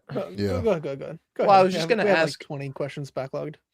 I was just gonna ask about your thoughts. One of my favorite, Yahweh claims that Jesus makes in the New Testament is in Mark's Gospel. Whenever he claims to be the Lord of the Sabbath, are you particularly fond of that one as well? Where Jesus says he's the Lord of the Sabbath? Yeah. What do you mean by particularly Maybe fond that. of it? Like, Well, because like I know that's kind of like Sabbath law is very important in Jewish Right. understanding, and so like to declare yourself to be Lord of the Sabbath is not just something that right, I like it because it's clearly a statement of his divinity. right. That's what I was gonna Right. say. Yeah. It's not so much like on a cultural level, but more just the blatant claim that he's in charge of what the Sabbath is and isn't. Right. He's the one that rested, so to speak, on the seventh day. Right. That's what's really moving there. So, but you would like Jews universally would understand that to be a divinity claim, just in general. To say Lord of the Sabbath, yeah. Yeah. Okay. Yeah. All right. Like what you're saying about the Sabbath is wrong. What I'm saying is right because I'm the Lord of it. Yeah, that's obviously a divinity claim. Anyone who says otherwise, it's kind of foolish. Okay. Because that's kind of my favorite divinity claim in the Bible at all, and it's in Mark, which is also very helpful to me. So, Can you get unanathemaed? If you get anathemaed, can you be unanathemaed? Yes. It's been the classical understanding for pretty much every group that anathematizes people. The point is that you are handing them over to Satan so they're chastised so that they repent and come back to God. Not that you're specifically condemning the hellfire. The goal would be for them to repent and quit their heresy.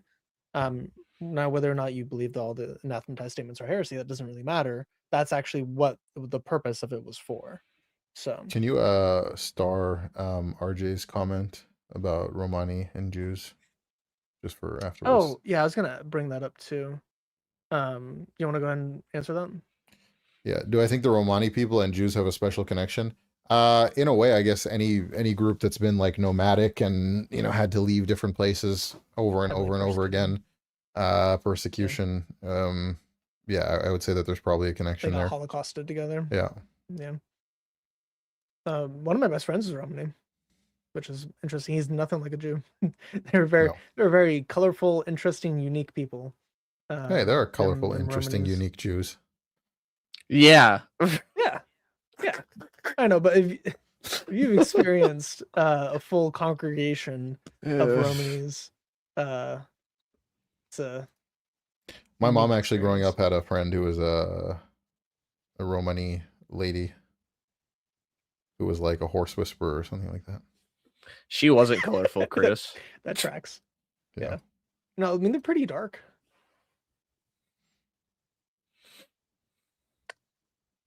Faisy, my friend, I know you're having a debate with somebody in the chat with like Husar in the chat right now. I'm just going to tell you, saying my greatest evidence is that something just makes sense is not good evidence. That is a personal claim. That is not something that can actually be tested, or we can test it and prove it doesn't make sense. We can't test your Yeah. personal belief. You just can hold to that. But Yeah. Islam makes less sense than Faisy, Mormonism. I'll talk to you tomorrow. yeah, that'll be a we tomorrow can- Yeah, conversation. it makes I just- sense I because needed my to- brain says so is not an answer. Yeah. Ash, somebody. Sorry. Go ahead. We've Somebody been had asked waiting you, on that. sorry, somebody had asked you earlier why you didn't choose to be a Messianic Jew. Did you already answer that? No, I've answered it on other streams, but I can talk about it. For me, and I want to be careful here because I don't have an issue with my friends who are Messianic and evangelical and whatever else it is. My goal with what I do on my channel is not specifically to convince people of the Catholic faith, though I am Catholic and I do think that you should be Catholic. My goal is to get people to come to belief in Christ, and wherever you go from there onwards, you do you. So the reason is because for me, the claims of the Catholic Church, and I would put the Orthodox in the same category here, were more seemed more plausible as to the continuation of the faith from the Bible. Specifically, if we're going to say that the entire Old Testament points to Christ, there are going to be other elements of it that would also need to be pointed to, which would include, though not with the sacrificial system of the Old Testament, still having an established visible priesthood that's responsible for that administration of that covenant. That would be the main big one moving from there. And then, not going to get into it too much now, but I find the claims of the Catholic Church to be more realistic as far as continuity with the apostles. So did you consider Messianic Judaism for a time? No. Was it part? No. Okay. No. I will say this. Before the switch went off where it was like, oh, I actually do believe in the claims of Christianity, when it was like intellectually starting to believe kind of that the claims are plausible, Protestantism seemed more appealing to me. Yeah, pretty based. Like it just seemed more appealing overall. But once it came to truth claims about, oh, now I actually believe that Jesus is God, that's where it was like very quickly towards Catholic and Orthodox, and very specifically from there to Catholic. Okay. All right, Chris, you can bring your question up now. I'm so sorry. I want to interrupt you again. It's okay. I mean, this person asked this question like 40 minutes ago. I don't know if they're still here. But Bart Ehrman and some other scholars say that the Hebrew language didn't exist as we know it today at the time of Moses, and that the Old Testament text we have was no later or no earlier than 400 BC. Yes and no. The Hebrew language existed in 1500 BC in Egypt. We have two river tablets in Goshen that has Hebrew on it, and it includes El and Yah. So it includes God's name in Hebrew using Egyptian hieroglyphs. This is called Proto-Sinaitic. We find Proto-Sinaitic all over Har Kokhom, which might be Mount Sinai. There's like 3 mountains that could be Mount Sinai. I lean towards Har Kokhom because it has, not only does it have ancient 1400s, 1300s BC inscriptions in Proto-Sinaitic, it also has a menorah, and it has a burning tree, a burning bush, and that has Yah's name on it. So you have a lot of really, really, really late, right around the time of the Exodus, and carvings of obviously Semitic people that are not Egyptian, but are using the Egyptian language, and that language itself matches pretty closely to what you see in the Torah's use. So the Torah has 1% of its language being Egyptian loanwords, and it very likely could have been that the Bible that was originally written, the Torah that was written by Moses and his scribes, was written using Proto-Sinaitic, which then would become Paleo-Hebrew, or Phoenician is what some people call it, and then it'll eventually become more towards modern Aramaic writing and modern Hebrew. But that happened way later into history. So much so that they're even debating which script they need to use in the Talmud, in the Mishnah, in like the 100 AD, 50 AD. Like at the time of Christ, there was still debate on, do we use the Aramaic script or do we use the Hebrew script? Which script are we using? And then there's even a Hebrew script before the Hebrew script before the Aramaic script. So Hebrew itself as a language dates back to the Exodus in Egypt. We have half a dozen or so objects that have that language written on it. And then as far as the Old Testament we have only goes back to 400 BC, and there's like all these different scribes and traditions that are all blended together to make one book. A lot of that is conjecture that we don't have firm evidence for. They deny divine inspiration and authority and authorship. Therefore, they can't make specific claims that we make about the text. But the text itself has been validated over and over again archaeologically on pretty much every story that it has in it. So it has a lot of truth in it. Now, did it go back all the way back to the time of Moses in that form? We're not sure, but we do know that the Jews were meticulous in how they preserved this text, both before Jesus and after Jesus, so much so that the text is more or less exactly the same, other than vowel differences, which they change in the Masoretics. But the Aleppo Codex is not that different than the Dead Sea Scrolls. I have So to it was at interrupt for a least second. Uncanny Mountain was in a what? temporary ban, and now they came back and somebody's asking them about their background, whatever, and they said Tuvia Singer is a Terry. Mm-hmm. Yeah, so buddy, like you're claiming that we're banning you for asking questions, but I am gonna ban you now for 24 hours for slandering somebody in my chat. Even if it's Tuvia Singer, I'm not gonna let you slander them in the chat and say stuff like that. So there you go. You have me Yeah, defending. he was he'll either also- come to my stream. You have me defending he'll come Tuvia on Singer tomorrow. now.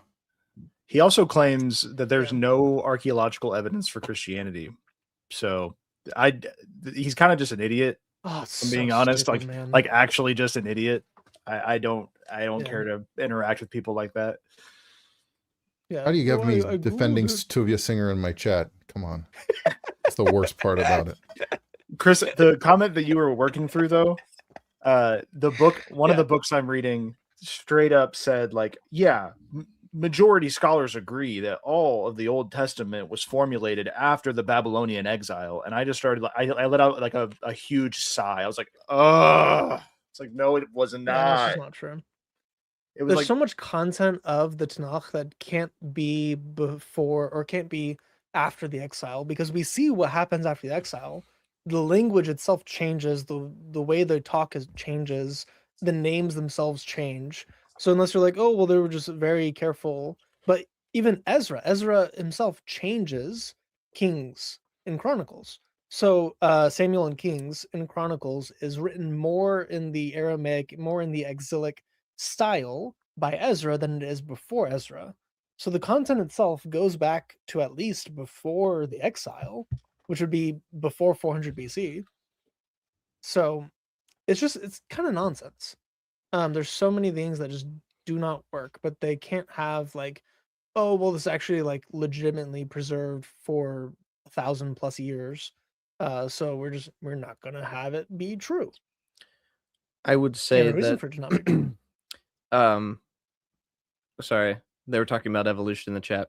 I would not say that evolution contradicts the Bible. I think it's wrong for other reasons, personally. But yeah, I'm gonna do a stream on that with David soon.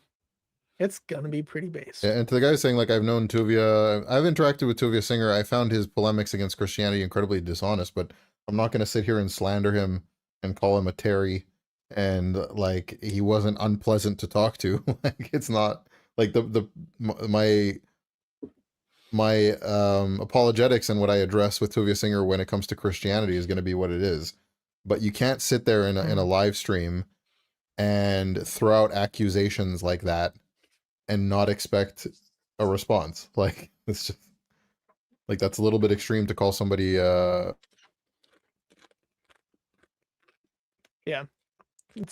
they're not even here to defend themselves. So, like, why do it anyway? Where can you learn more about the earliest Hebrew writing? There's a scholar at BYU who's a Mormon. Mormons actually do a ton of archaeology for the Levant. They don't do much at all for America. And the ones that they have done for America have been a lot of forgeries. For Can't very imagine why obvious wouldn't- reasons. Yeah, I can't imagine why they wouldn't do archaeology in America to find the Jews that went here after the exile. Anyway, he actually did a really good job with it. So he has written a good bit on it. It's on almost everything on the BYU research faculty. It's all free on their website. So they do a lot of really good archaeology just in the Middle East, not at all in America. But that's all free. It's all available there. The Wikipedia has a little bit on it, but really you have to go to the primary sources because the Wikipedia is just like very surface level. Most of the inscriptions actually have, like, I can bring up one real quick on my computer. I did a video on this topic already on my channel in my Hebrew series, where I go through like some of the Hasidic views and other things. I just It's posted in my chat a pretty video that I cool. did talking about the Paleo Hebrew script and how it relates to Christianity. It's pretty neat. You can actually use it pretty easily. So you can use this in a variety of different arguments in a variety of different ways. The way that Hasidic Jews and rabbis actually use it to talk about the Torah, you can use it to talk about Christianity and like be evidence for Christianity. But here's a really cool one. This is Har Kokom. So this could be Mount Sinai, and that is a burning bush. But the yod, the nail with the circle on the bottom, is one of the shorthands for Yah. So this is Yahweh in a burning bush, which is just so cool, man. And I have so many other ones in that video. It's like a 40-minute video just going through all this. One of the really cool ones is this one. This is also at the base of Har Kokom, and it's 12 stone pillars at the base of the mountain. And this mountain has all of this really ancient Hebrew writing in Egyptian script. So it's pretty cool. This one's my favorite. So this is one of the river tablets, and this is El. So that's an Aleph and a Lamed. So this is the god El, or just the word for God in Hebrew / Canaanite, but this is in Egypt in 1500 BC using Egyptian hieroglyphs. So this is the Hebrew word for God in Egypt during slavery, before the Exodus, in the Egyptian language, because the Egyptians were the first to invent an alphabetic script, and the Jews basically co-opted it for their own. No, if Allah knew, is the newest one. If Allah knew that most people would believe the crucifixion form of religion, why didn't he just let Jesus? You know what Christians believe, right? You're so close. So close, Faisy. You're so close. 1 or 2 IQ points more, and you're there. You got it, bro. No, I do think he just has some spiritual blindness. He's asked a lot of really good questions, and I think he is coming closer to the truth. I inshallah, in a couple months he'll be a Christian. We'll do a stream with him on how God destroyed his Islam belief. But yeah, there's a With your powerful lot of really dawah. cool stuff. I know I said The I don't powerful do dawah. apologetics with Islam, but I do like saying things like powerful dawah. It's a fun word. Where's This is the proof. Sinai? There's 3 mountains in Sinai that could be Mount Sinai. So Har Kokom is just one of them.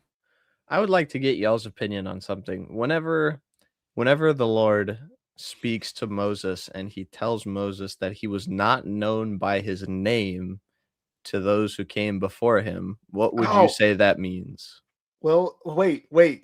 These two are much more expert in this than I am. But I wanted to ask this too. Hold on. Because so God reveals himself to Abraham as El, but he reveals himself as El Shaddai to Moses. So there is some form of one of the arguments I have heard is that there is a progressive revelation, and that El could be in reference to one of the Canaanite deities, which I would reject parts of that explanation. I think it's kind of like that, how the name Baal is just another name for Lord. And so there's also an argument that most of the time you see Baal, it's a generalized name, not specifically a name of a specific there's deity. qualifying names that come after it, like Baal Peor and stuff like that. Yeah. Which Rashi thought was like a poop idol. So I take it that like El, I get where they're saying that could be the same, like the storm god of the Canaanites, but I don't typically. What I'm saying is that Abraham calls God Yahweh in Genesis. Yeah. So does Laban. Right. So what does God mean when he says, "You shall by my name was I not known to them before you"? Right. What does he mean by that? There are many figures who know God's name as Yahweh before Moses. He appears to him, and even like the Moses is describing him as Yahweh throughout the entire all of Genesis basically. But he's still called Yahweh explicitly. So it could be that that always has been his name. That's how all humanity knew him.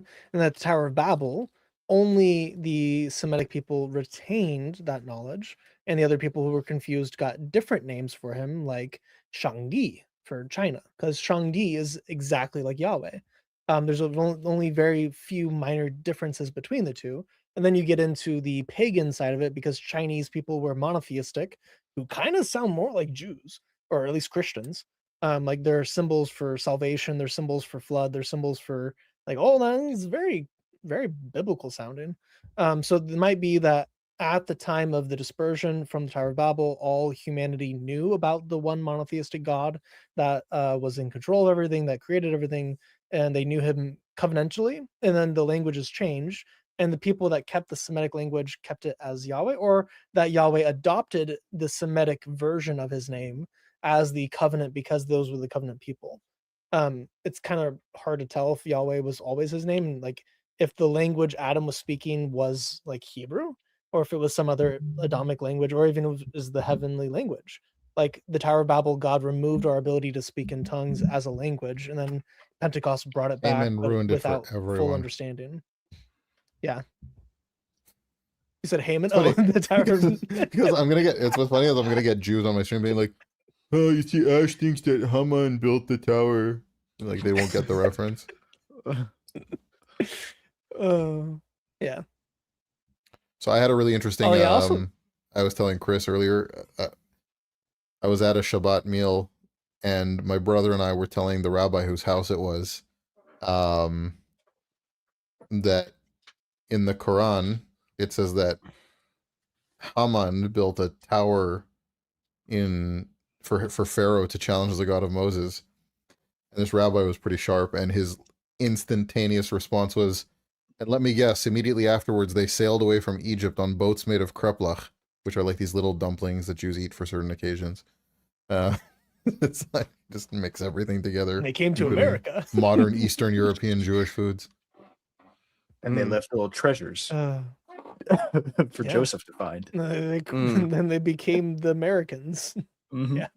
But And then they some of were them live on the supposedly moon. killed. Yeah, I don't know. Except the ones in the Arctic and the ones in the moon. Right. Yeah. You notice how all these like false religions have somebody sneaking away being the real people who then set up shop somewhere else. But like they're really the real ones, and everyone else was like the fake ones.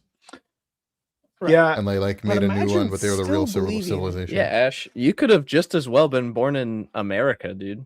So I would be a real Israelite then. Exactly. It's kind of like how they all have like the random encounter with some either saint or angelic being that comes to tell them that they're the real true prophet that needs to go and tell the world about, the real God. Because even the claims of Kabbalah have that. And not to make beef with the Kabbalist in here, but that's you make beef with the Kabbalists. Maimonides made beef with the Kabbalists. So Well, there's then, you know what?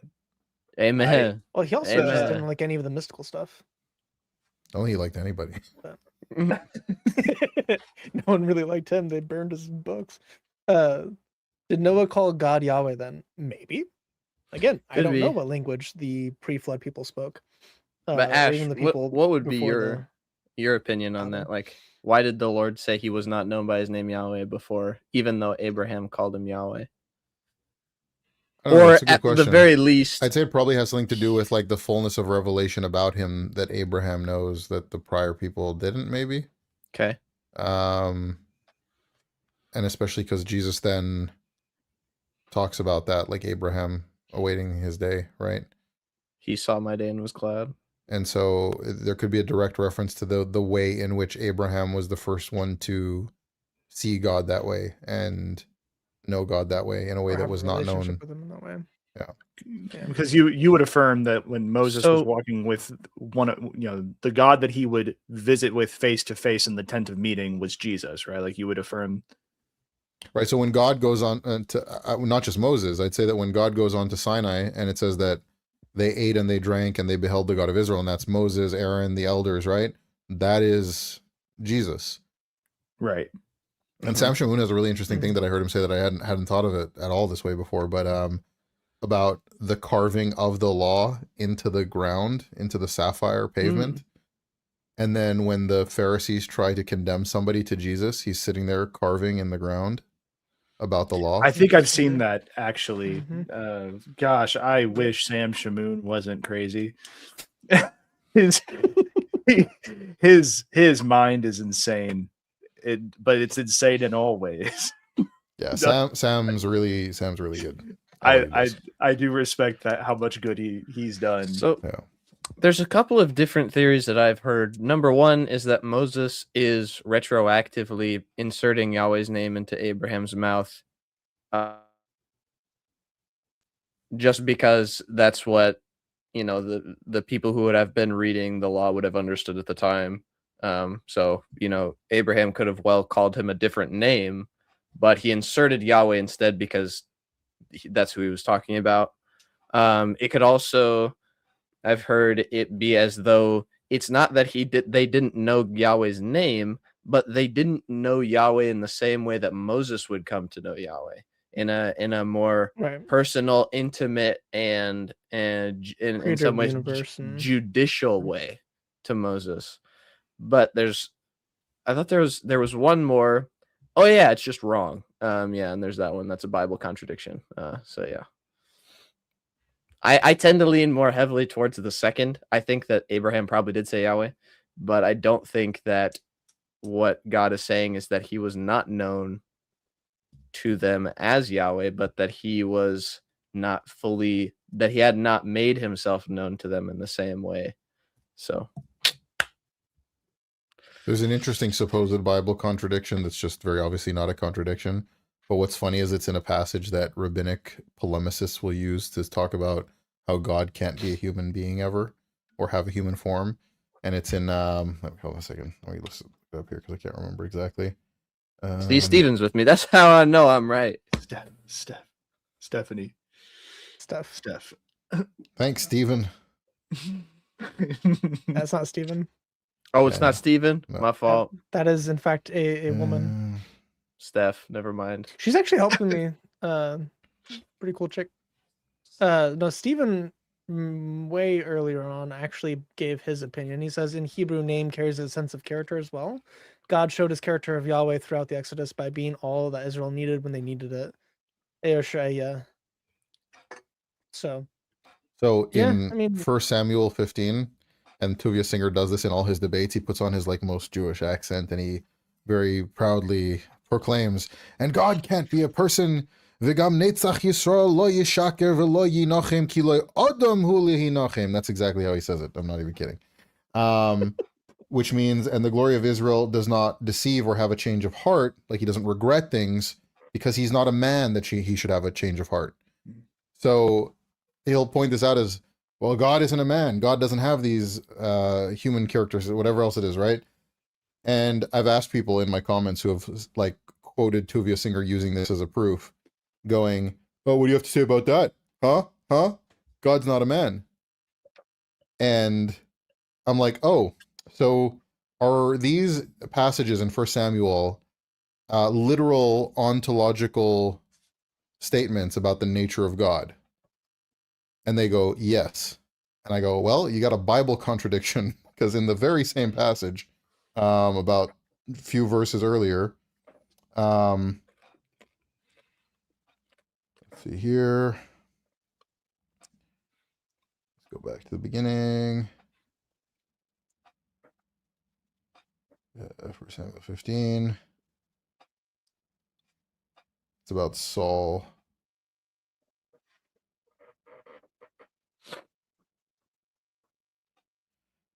I regret I made Saul king. Oh yeah. Verse 11. Wait, didn't you just say that the verse saying that God doesn't have regrets is an ontological statement about the nature of God? Well, well, then we have a problem, because in the same passage that's talking supposedly quite literally here about the ontological nature of God, in verse 11, God goes, I regret something. And then a few verses later says, God doesn't have regrets. Did Tuvia teach Ash Yiddish? No, Ash spoke Yiddish at school growing up, but it's rusty now, so don't ask me. Man, is that before or after he got Pikachu? What? The Pokemon. Ash Ketchum. Oh, yeah.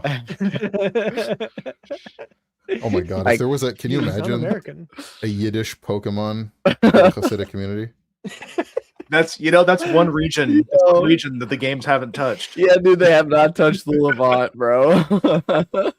I wonder why. You just imagine you're just a Pokemon trainer walking through the old streets of Jerusalem.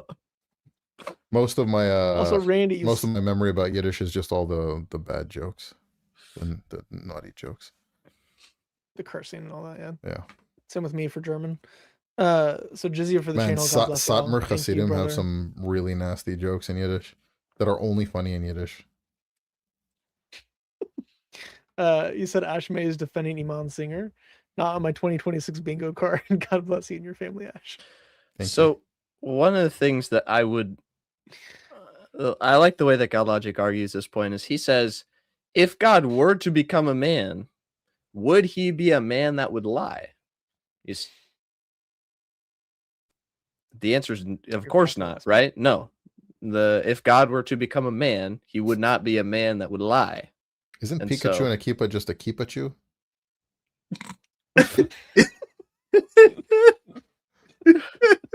You say that, and then it sounds too close to just saying "keep a Jew," and then people think that's a slur, and then your stream gets taken down. Yeah. Yeah, be careful. Chris has gotten taken down for less. Yeah, dude.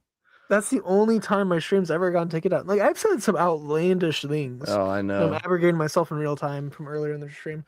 I've said some outlandish things on stream. I have only ever gotten taken down for quoting the Quran. Mm-hmm. How stupid is that? Anyway. Rebasar, Pinchas Chu, Sinai Duck. That's wild, bro. Ash Mays is anti-Semitic, you see. Yeah. This is what Freemasons won't becoming a take you Christian does to down. I told my dad that people have called me anti-Semitic on the channel, like even people from our community. What? I think that's ridiculous. Yeah. Yeah. My dad still wears a black hat. Yeah. Puts on Rashi and Rabbeinu Tam tefillin every day. Mm. If the world is flat and is held up by a giant turtle, what holds Which up the turtle? The answer is it's turtles all the way down. So I for think the those who do turtle's not the know, essential primary cause of everything. Right. The Islamic turtle always sources was. says that the entire world rests on a turtle. The No, turtle that's a In joke, was right? Islam, the world and is is and will come. Wait a the world second. is, and it's not a joke. The world is flat. There's 7 worlds that are all flat that are stacked on top of each other, and the bottom world is stacked on top of a turtle. So I think that's also the plot line of one of the books. Discworld. pretty sure that's the plot line to Discworld, one of the fantasy books by crap, what's his name? He's passed now, but No, none of us are Jews. famous fantasy author. Yes. I think his name.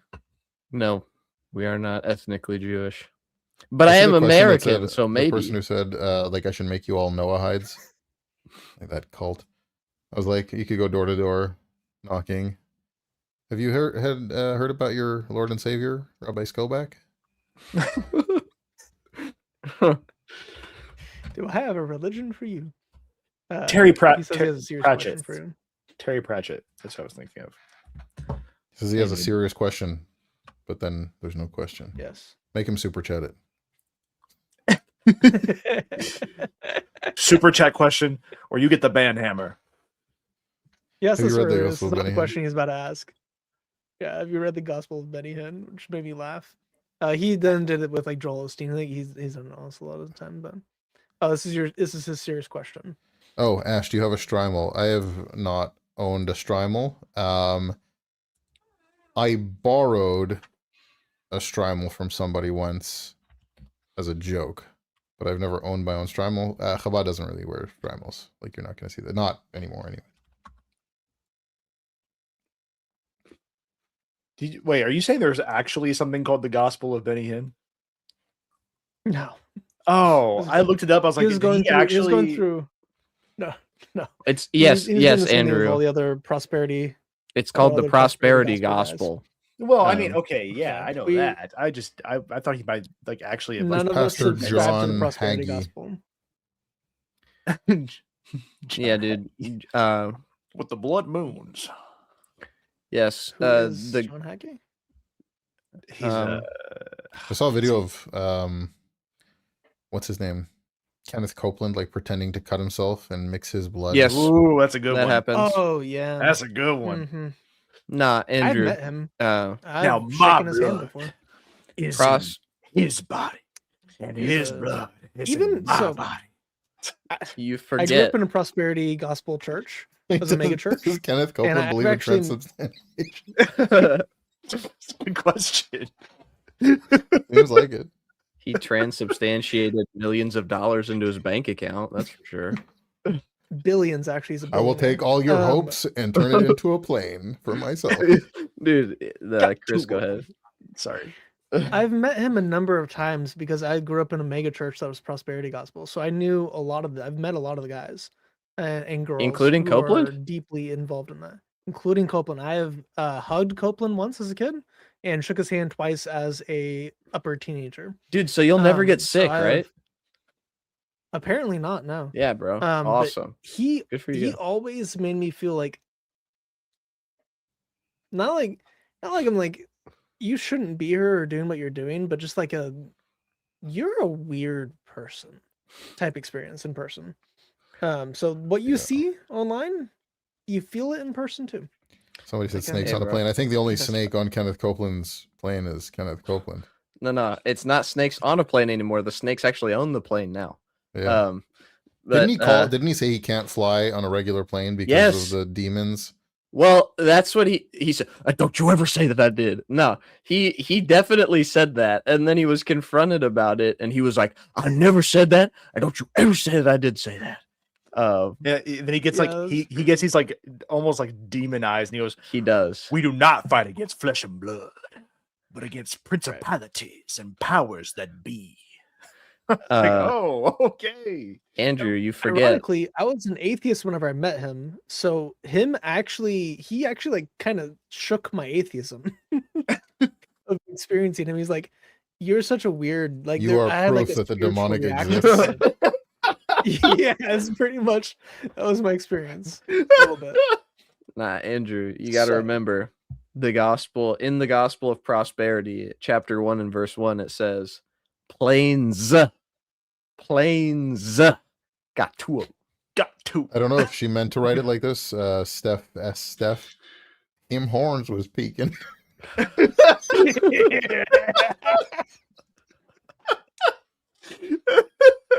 That's great. Well, You guys, are officially an American now.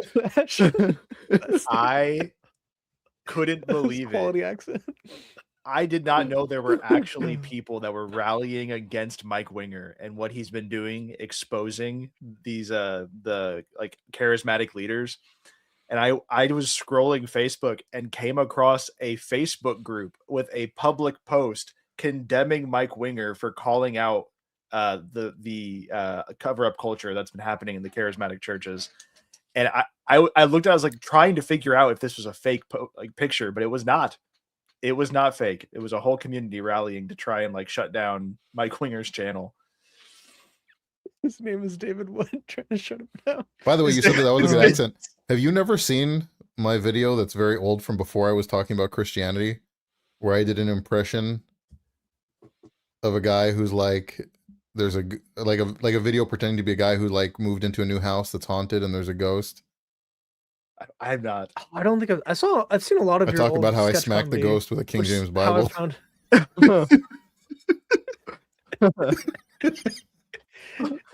The first thing I saw of you, other than some of your like really like after like right before you became a Christian, We you were should still watch going that through it. video on the stream. We Yeah, can. go ahead. I watched the song you did of you pooping your pants. Yes. Yeah. And that was my first interaction with you. So I should say, by the way, like, I used one to or two write and record a lot of music music, and videos. only a little bit of it got uploaded. But this mic, I've had this for 15 years, and it's been a very trusty mic. There's some issues with it now that I'm working through. I have to EQ it on everything just because there's some issues with the high end. I am trying to get back into writing and recording some more music. I just ordered myself a sick mic, Mm.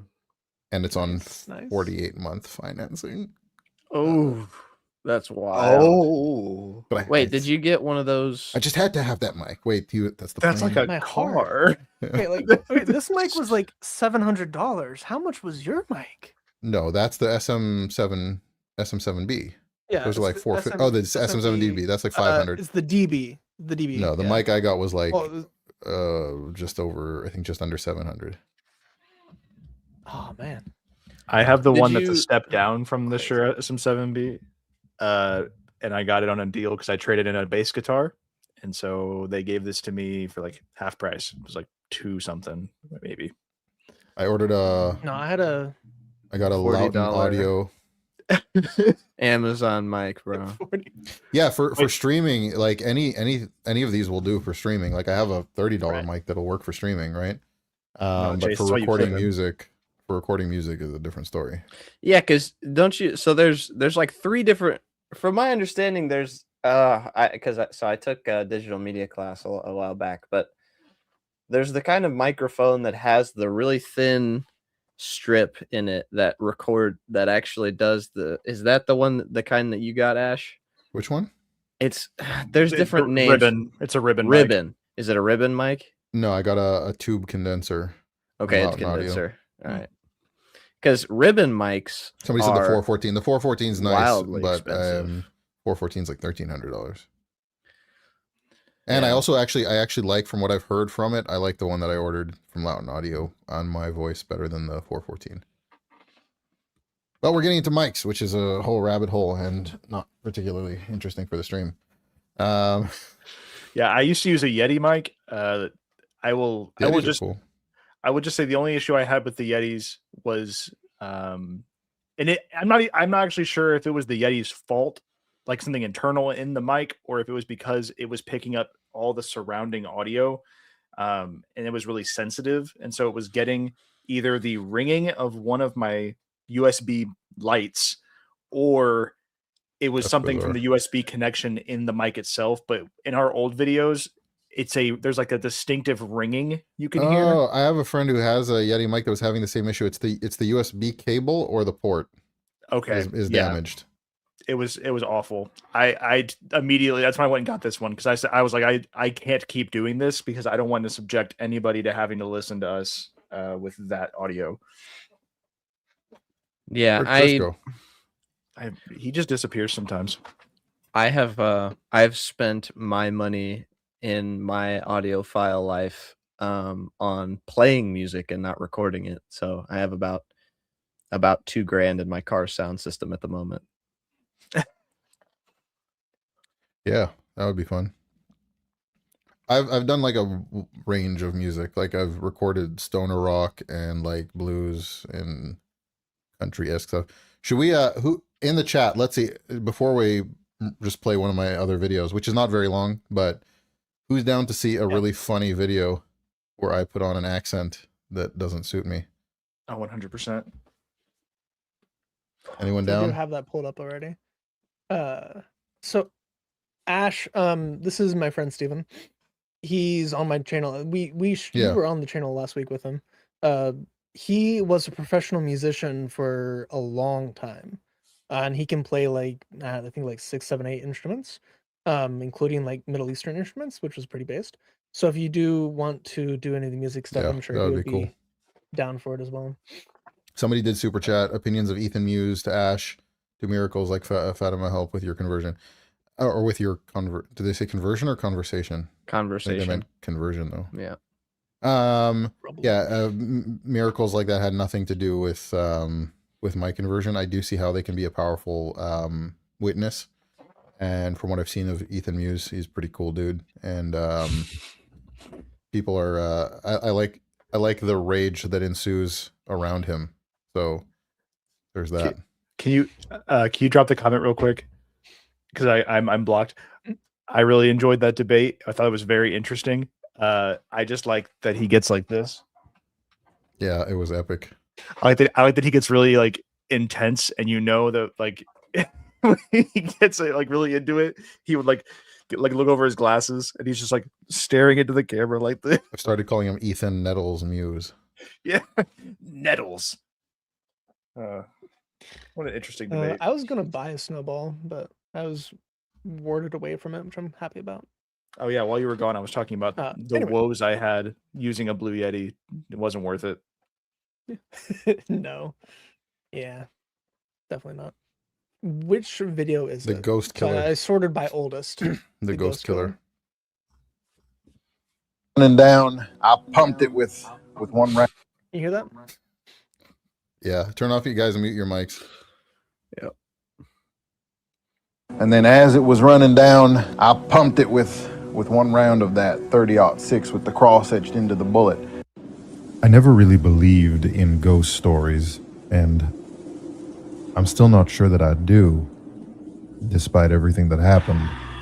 We had moved in the spring, and the first thing I noticed that was off to me was that all the plants and flowers and everything was dead, and it should have been in bloom, but I didn't think much of it.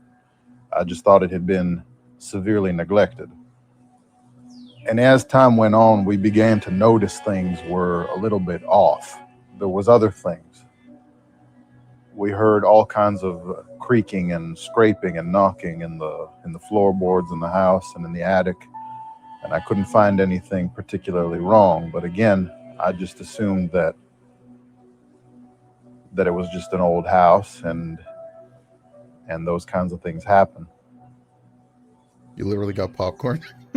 But then I started to notice in the nighttime there was kind of a muttering and a mumbling, and it seemed that every time I woke up I could just hear it fading off, and I could never quite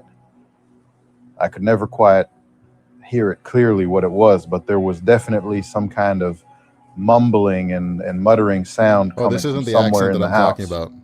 You'll see it. Now, one evening, I was discussing it with my wife, and we decided to set up a recording device and to see if we could record the sound of the muttering that was happening at night. And I want to just play that for you because we managed to capture something quite disturbing. I heard the government's been using UFOs to fly over and put space lasers and all kinds of microwave rays inside of your brain. As you can hear, Wait, was that Christian Gadfly? No, that's me. Oh, really? we had something odd going on in the house. There was obviously somebody there muttering and talking to themselves, but we couldn't find any trace of them, and we couldn't quite figure out what was going on.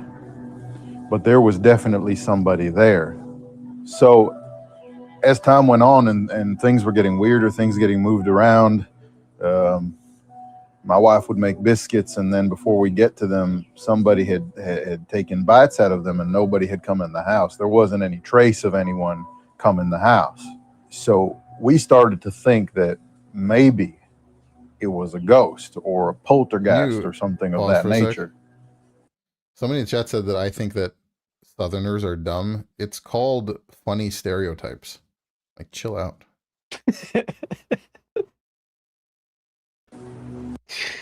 Also, as a dude that grew up in the South,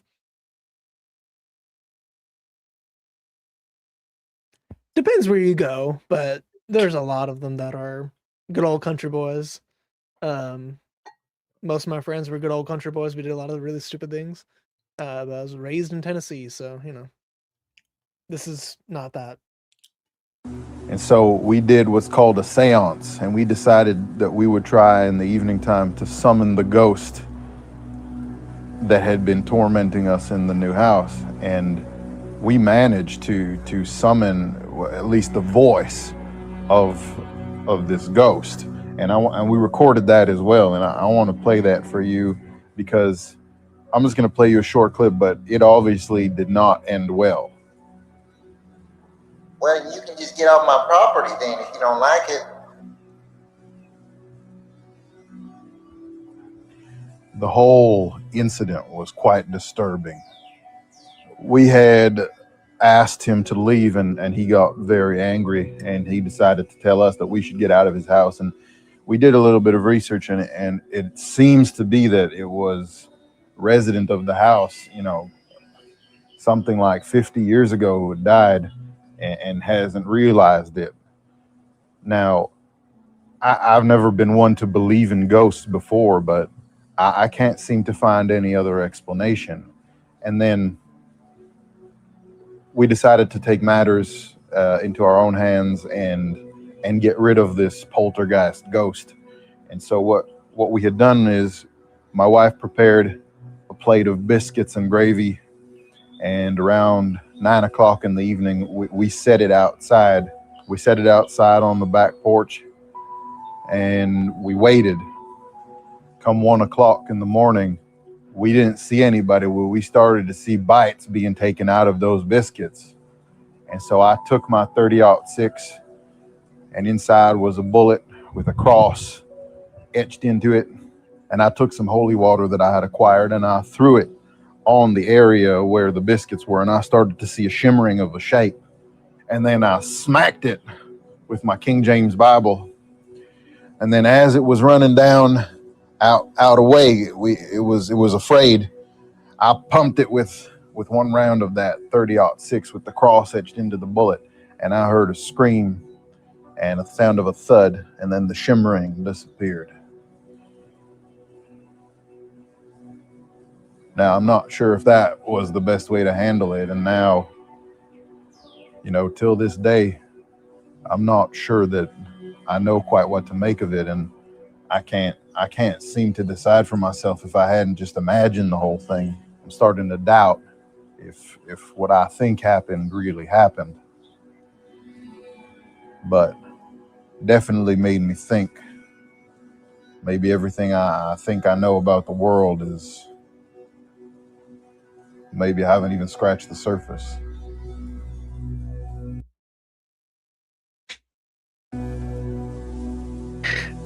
I like how you almost cracked at the end there. You almost smiled. Yeah, that's what I used to do with YouTube. We got ourselves a regular Sylvia Brown here. Dude, a lot of the really, really old shorts are just that too. What's the one with the soccer ball? Let me see if I can find that real quick. Oh, this is newer. YouTube. Okay, Gary? Why are you doing this? Sorry, Ash, I want If you you take a soccer ball and you start dribbling it on the concrete and shooting it into a basketball net, that's your prerogative. But that don't make it a basketball. Now, what would be wrong is if you go to your local tournament and you insist at that basketball game that they play with a soccer ball instead of a basketball. If you... Yeah. I'm sure we all get what that's about. It's pretty based. I just was gonna say, I really love your testimony of how you came to Christianity. You know, that ghost story was incredible. Kill the ghost with a King James Bible. It's an incredible testimony of what brought you to faith. Yeah, dude. Notice there wasn't a Star of David on that bullet, was there? No. True. Yeah, that's the proof. I put right there. There wasn't one of a the crescent best and arguments star is- either. What are the Did best someone say arguments that? against Orthodox Judaism? How can I be sure that Jesus is the promised Messiah and that the Messiah is not yet coming? How do I know that Christianity is the truth and not Judaism? So, if you're going with what we mostly talk about when we say Orthodox Judaism would be Rabbinic Judaism, there are several fundamental flaws. Number one, the claim to the authority that dictates what that is an anachronistic claim. The authority that they claim does not exist when they claim it happens. It's self-refuting in many capacities. They also make like self-incriminating claims as to why they wrote these things down and why they came up with these things throughout the years that it starts to get compiled. Again, they say that they're keeping the Torah, but there's a huge section of the Torah that pertains to the temple, which has not existed for the last 2,000 years. So not exactly keeping the Torah, not at all, really, if you think about it, because everyone would be condemned under the law with no way to redeem themselves. As far as the promised Messiah, if Jesus isn't the Messiah, nobody could be. It just can't happen in any other way. Timeline, when he came, the things he did, and the way that Judaism itself sees the Messiah, even throughout rabbinic literature, are all more consistent with Christianity than with anything Jewish today. So Christianity, even by that standard, would be the fulfillment of even the Jewish ideas about the Messiah that exist before modern Judaism. So, yeah, and if you're talking about Torah-only Judaism, like Karaites, suffers from the same problem as Rabbinic Judaism in that there's no temple, there's no way to fulfill the obligations of the Torah. Hasn't been for 2,000 years, there never will be again. Even if you built the temple, it wouldn't function properly. Even the Talmud tells us the temple wasn't functioning properly in the last 40 years before it was destroyed. Before that, also for a period of time, just in general, God was not accepting sacrifices from the second temple. Very clearly and definitively showing that what we knew as Judaism from that time till now is a failure. You're muted. Which you also get in Josephus, which even like, oh, the Talmud, you can go to your historians, and the historians also say that there was funny stuff happening from 30 AD to 70 AD. So it appears like God rejected the people in the temple for sacrifice, for sanctification, because the crosses happened already. And there's so many fulfilled prophecies for Christ, and there's so much typology. Like, if you want to go through you can debunk a lot of the claims that rabbinic Jews make, but you can also just show the overwhelming weight of Christ in the Tanakh. Like, you have not only fulfilled prophecy, you also have so much typology. There's like 82 types that I've counted of Christ in the Old Testament, and almost every chapter of Jesus has a type in it. And you have allusions to, you have descriptions of, you have prophecy of not just Jesus, but also like the church and the cross and the theology of the new covenant. You have so many things that lead you to Christianity if you just take a step back from your rabbinic lens and actually try to reason through the text as Christians do. Speaking of Look at it from both typology on that, perspectives. the video that I posted in the chat earlier on the book of Ezekiel, the video that I did, there's literally the cross as a symbol of salvation in the Old Testament, not in Midrash. Go watch the video. Yeah. And even the rabbinic, so what we talked about with Isaac carrying, oh, did you just say that? The Isaac carrying his own cross? No, not that. It's in the book of Ezekiel. Oh, yeah. There's also that, Yeah. right? That's in So Midrash. in Bereshit Rabbah, it talks about how Isaac carried his cross specifically. So in the Binding of Isaac episode, it talks about how he carried the wood up the mountain, and Christians throughout time have pointed to that being Christ, like the whole every single detail of Isaac, including the ram caught by his horns in a thorn bush. Like he has a crown. You literally have a ram that has a crown of thorns being sacrificed in place of the sun on the wood.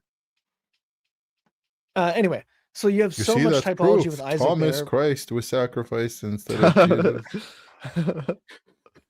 You have so much typology there. Then even the rabbinics in the Midrash says that Isaac carried his cross and has the vicarious atonement language. So you have rabbinic statements that coincide with Christianity pretty heavily. So if you actually accept the rabbis, then there's a lot of Christological stuff that in their texts, like the light of the Messiah is from before the world. The name of the Messiah is before the world. That's in the Talmud. And Rosh Hashanah 15b or 16a. Well, even more extreme, you have the light of the Messiah existing under God's throne to become incarnate at some point in history, with Satan seeing the light and falling down before it in fear. And yep. So you have an eternal name, you have an eternal light, you have divine agency within the Memra and the Logos language. You have a lot of stuff that would lead you to Christianity if you just have an open heart and open mind and examine it for yourself.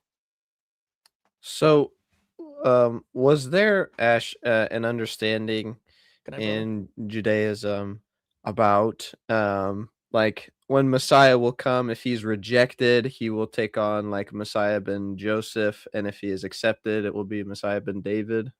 Yeah, what's really interesting, so a lot of the messianic prophecies that we would talk about as first coming of the Messiah, and then the second coming of the Messiah, they divide into Joseph and Ben Joseph and David. Right. What's really interesting, though, is this doesn't work with every example.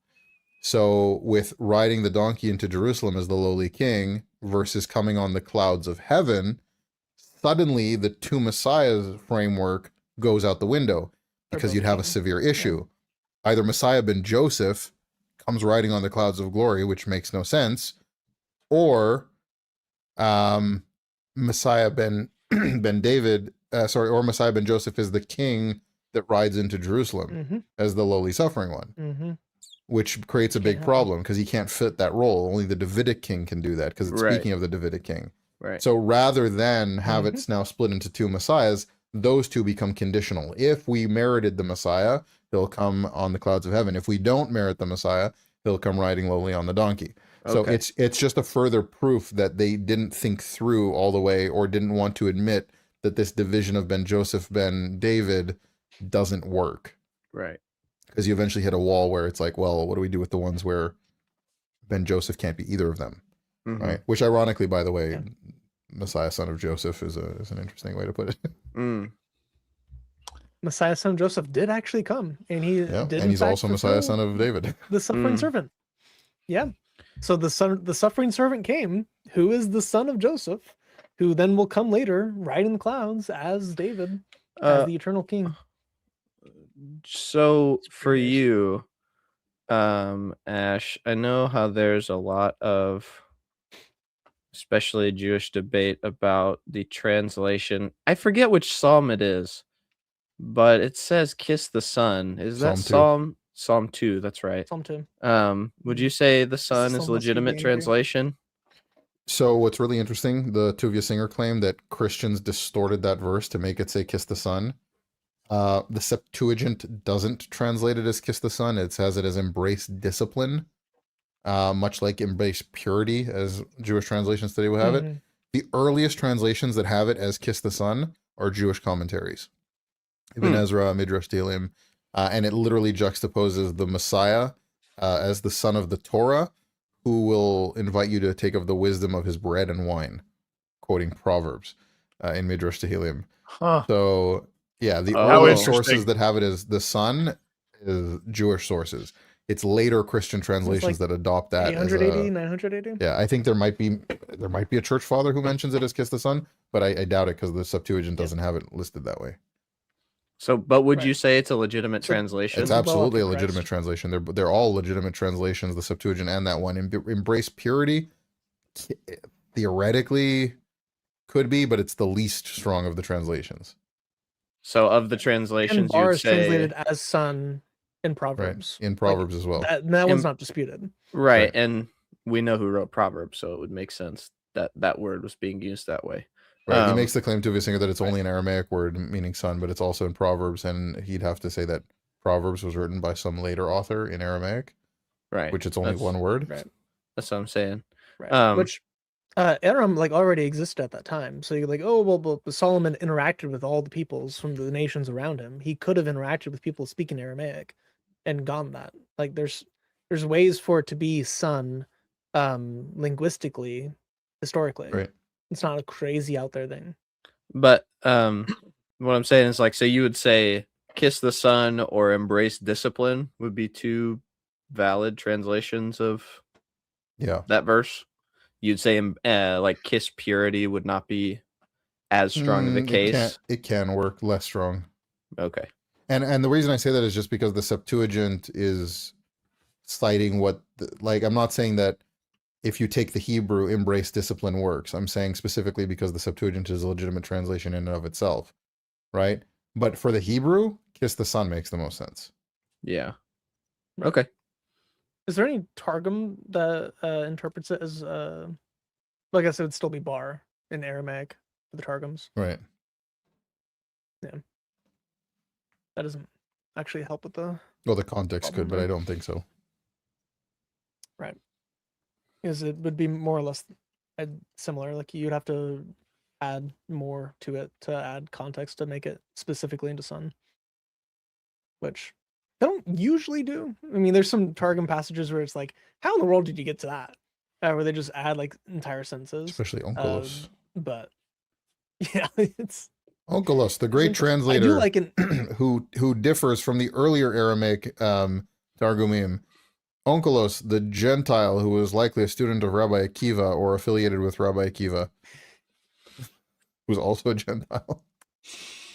Right.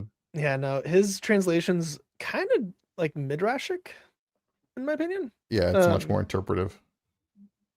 Right. I'm not reading. I mean, I've read a number of the Targums. I've read a lot of the passages. I haven't read all of the Targums for all of the Bible, but I've read a good bit of the prophets and the Torah in the different Targums. And Onkelos feels different. Now you can get to like Pseudo Jonathan, which is way later in history and is very midrashic, and it adds a ton of stuff to it. Some of it is Islamic, which is very funny. So somebody in the comments said, like I always wondered, suppose the Israelis actually build the temple and then no Messiah showed. Wouldn't that be pretty theologically confusing? No, because it would just be a building. It would just be a building and it wouldn't matter. Now, if the Messiah did show up when they built the temple, a different person claiming to be the Messiah, saying different things, that would be somewhat theologically confusing, but it'd actually be very problematic because who would the high priest be? How would you know who the priests are? How would you trace their genealogy accurately? How would you know who how do you know how to do these things properly? Because we only have opinions of Maimonides and some other people. You don't actually know how to do any of these things. In terms of purifying a new temple while everyone's impure and there's no way to purify anything. You'd have all kinds of other issues that come up then. A lot would have to happen for anyone to be convinced that it's a legitimate Messiah. If we're not looking at Jesus and we're looking at a new figure that shows up building the temple in Jerusalem. Right. Will the Antichrist be Jewish? We have no reason to think that the Antichrist is going to be any specific ethnicity or religion. If anything, he might be a caliph, but I don't think he's going to be a Jew. Judaism's too small of a religion to be the world religion that's going to confuse the masses and go against Christ when we already have prophecy. You changed your name to Joseph Smith, fake banker. Do you know why? Are you familiar with Joseph Smith? Prophecy of that already. No, I don't know anything about LDS or like Mormons. Okay, so just real quick, he printed Joseph Smith, two counts of fake bankery. Joseph Smith in Ohio, in Kirtland, Ohio, was like, all right, well, I have this growing Mormon community, man. I'm extorting them for all of their money. I'm making them buy land from me because I'm a prophet, which is actually true. He actually did that. He's like, man, I need something to really help the economy keep going. I'm in a lot of debt right now. The church's in a lot of debt. We just built a new temple. And so he's like, man, let's get a bank charter from the state of Ohio. So I go to the state of Ohio and they petition the state for a bank charter. The bank says no. hopefully for religious reasons. I really hope that they were like, no, you guys are a cult. I don't know that for a fact though. But they said no. And Joseph was like, what are we supposed to do now? Well, there was a thing that was very popular back then. It was called a quasi bank.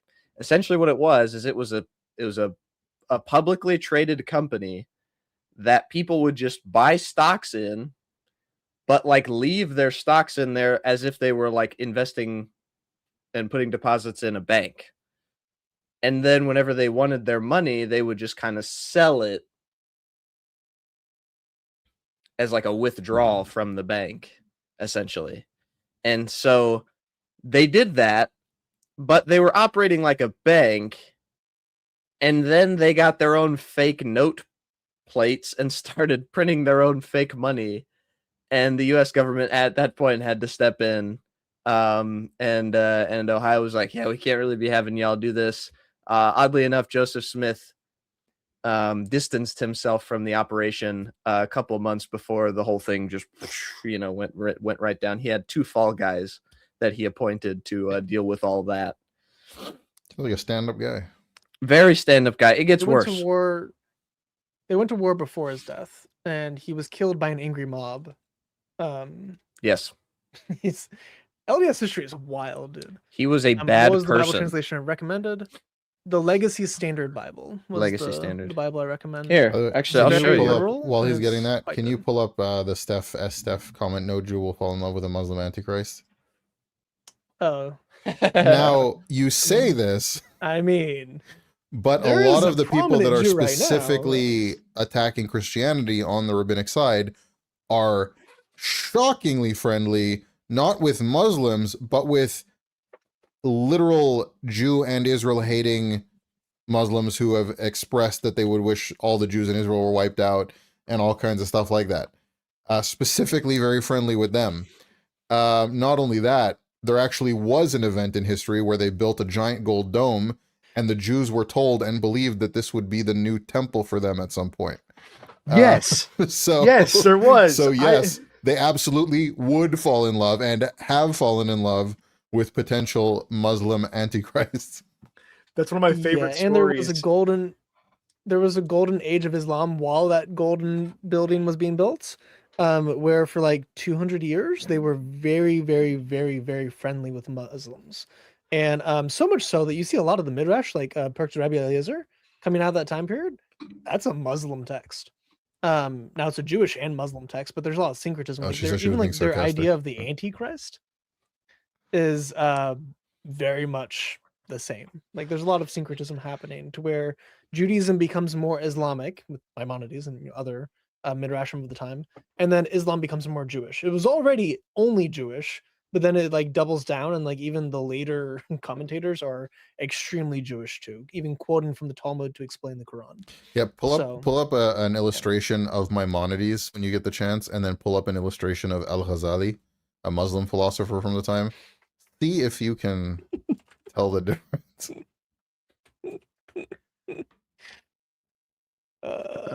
No, exactly. It's not. I'm not talking about Al-Aqsa. I'm talking about the Dome of the Rock. That was what they were told, because that's on the site of the Holy of Holies, I believe.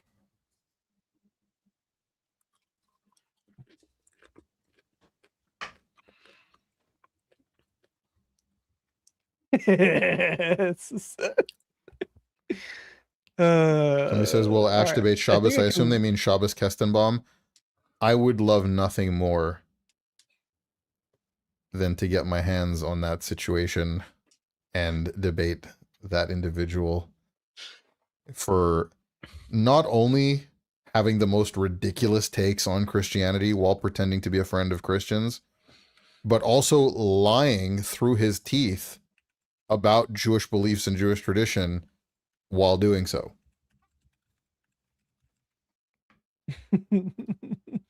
Chris, your I don't know camera which one is of these I want to use. frozen. Oh, never Yeah, mind. it's because I It just went fixed. off. Oh, I went off StreamYard. So whenever it does that, you slow your bit rate just horribly. Yeah, somebody said he's the So least I got a convincing couple- speaker ever. I'd say that Shabbos Kestenbaum could fit into like some Taoist proverb about reeds and like blowing in the wind. Yeah. We had a guy on one of our Mormonism streams try and tell me that Joseph Smith wasn't racist. Would you guys like to listen to the Book of Mormon on No, Joseph because we want the Oh, stream man, to it's stay up. wild. This- I don't think I don't think it would get the stream taken down. Yeah, let's not try it. But Chris is You frozen. It's very unnerving that he's laughing like that. I but know, that's the yeah. look on his face. okay, there we go. Yeah, that's even worse. They would reject being polytheists though, even though I would say that they are. Okay, let me ask you if We're it's gonna do the more eye racist test. or less racist than this. Okay. Okay. In the opening chapter of the Kuzari, which Jews love to point to when they're talking about the philosophical proofs for God and like Unitarianism, in the beginning of the Kuzari, he's trying to make an argument for the value of a philosopher versus other people, but then he makes like a bigger distinction, like how black people are similar to other people in shape and ability to speak, but not in meaning or purpose. That's his like example. Is it more or less racist than that? I would More. say that it's Joseph. The part that I'm talking about in 2 Nephi 5. It's kind of the same. I would say it's that kind of it's the same. very, very similar, but I think he continues to maintain black people's humanity. Yeah, okay, we can hear it if it's Does less he than that. though? Okay, yeah, I would say He that says that they're it's kind of personnel. it's a little bit less than that. So I would just say that it's funnier. Like I don't dispensationalists are not racist. Whoa! How am I What? racist? That's crazy. Dude, That's I'm not crazy. racist by I have definition. never heard somebody say that. Jack Ray, I zoned out looking at logos and now I zoned back in at the wrong thing. I All would, right. So I would very much we're gonna love do for an you eye to test. to prove that I am racist because I'm a dispensationalist. Continue, Chris. Ash, you're muted. Which of these two? You got the worst Maimonides Is Al the Ghazali Jew. comparison there. Just look at the black and white, the old rendering of them. I mean, I was looking at that, but it was just such a. They're literally the same. They're Scuffed image. identical in like the older renderings. Like It was such a scuffed image. Hold on. Actually, it's saving it as a GIF. I don't know if I can open that. All right, hold on. I'll just do it the No. old-fashioned way. How am I racist?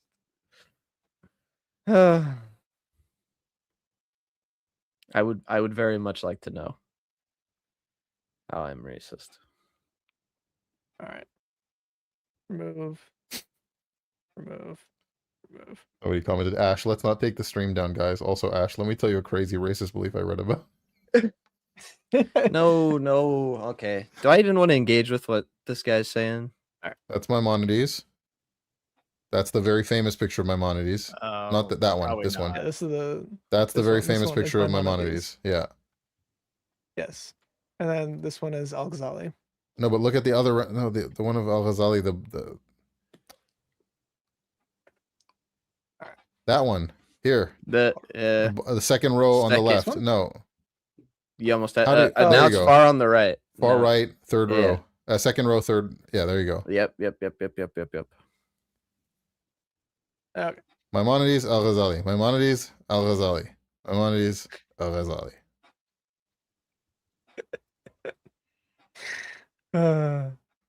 Okay. Also, Ash, I don't know if you saw this video, but I want to get your take on my skit. Now this. Shabbat Shalom! Yeah. Nice to see you today. What the machine? What's this doodad? Oh. Oy vey. The hell is going on? Oh my! Update. We did not have to be worried about Chase getting the stream taken down. It was crazy. What on earth? All Well, right. let's talk about this, okay? So when electricity was discovered, of course the rabbis had to ban its use on the Sabbath, right? Well, yeah, of course. Okay. Right. Now the original reasoning was that there's fire in the wires. Uh, So you'd Right. be kindling a fire on the Sabbath. Ah, Now, once it became a rule, they have to maintain why they have it in a rule and keep it as a rule. But the reasoning changed. It became building because you're not allowed to complete vessels on the Sabbath. And so when you complete the circuit, you're turning it from something unusable to a completed vessel. So it's building on the Sabbath. But it dude, was first fire in the wires. first of all, Alright. fire in the For those who are wires not aware of the sounds like- context of that video, the cool band name. Islam believes Yes, that bro. those people broke the Sabbath and then God turned them into that animal. So I'm not being racist. That's literally a belief of Islam. Okay. So All right, Senator Slayer. I do not affirm that anyone who does not have faith in Jesus is saved. Let's just get that out of the turn on way. an LED light. I don't think that just because a certain person has a specific set of genetic code that makes them saved. Never believed that. No dispensationalist has ever said that. Well, okay, maybe I'm being a little too harsh on that. Maybe there was maybe somebody said that one time. But that's not, and also recognizing that there are different like ethnic groups of people is not racist. Like just saying that the Jewish people exist and that I believe that they are still around is not racist. Anyways, I didn't get to I didn't get to say this earlier when we were talking about our favorite stories of the Jews loving a group that they believe is going to let them do something that they want. My favorite is the story where they opened the gates so that the Persian Empire could take out part of the Roman Empire. And then the Persians took over and they thought that the Persians would let them build the temple. And the Persians were like, no, why would we do that? they're like, you're just under new management. You're not, we're not giving you the space back. I feel like dispensationalism is not as weird as you think. What are Also, your views on injecting things for 60 million. Shut up. No, not happening. Anyways, I would like for to read 2 Nephi chapter 5 if you will have me. Gosh. All right. 2 Nephi chapter 5. It says in verse 20. I can pull it up. Second Nephi sounds like a fake book. It is. It is. They also have my favorite one. Right. So Nephi is good, but I think my favorite one is Mosiah. Or maybe quite possibly Jerome or Jerome, but it's spelled Jarom. Anyways, but it says in 2 Nephi 5:21, and he had caused the cursing to come upon them, yea, even a sore cursing because of their iniquity. For behold, they had hardened their hearts against him, speaking of God, that they had become like unto a flint, so they were very adamant. Wherefore, as they were white and exceedingly fair and delightsome, that they might not be enticing unto my people, the Lord God did cause a skin of blackness to come upon them. Verse 22 says, and thus saith the Lord God, I will cause that they shall be loathsome unto thy people, save they shall repent of their iniquities. And cursed shall be the seed of him that mixeth with their seed, for they shall be cursed even with the same cursing. And the Lord spake it, and it was done. And because of their cursing which was upon them, they did become an idle people, full of mischief and subtlety, and did seek in the wilderness for beasts of prey. So, here we have, I'm not kidding you, Joseph Smith saying that these people once were very, very fair.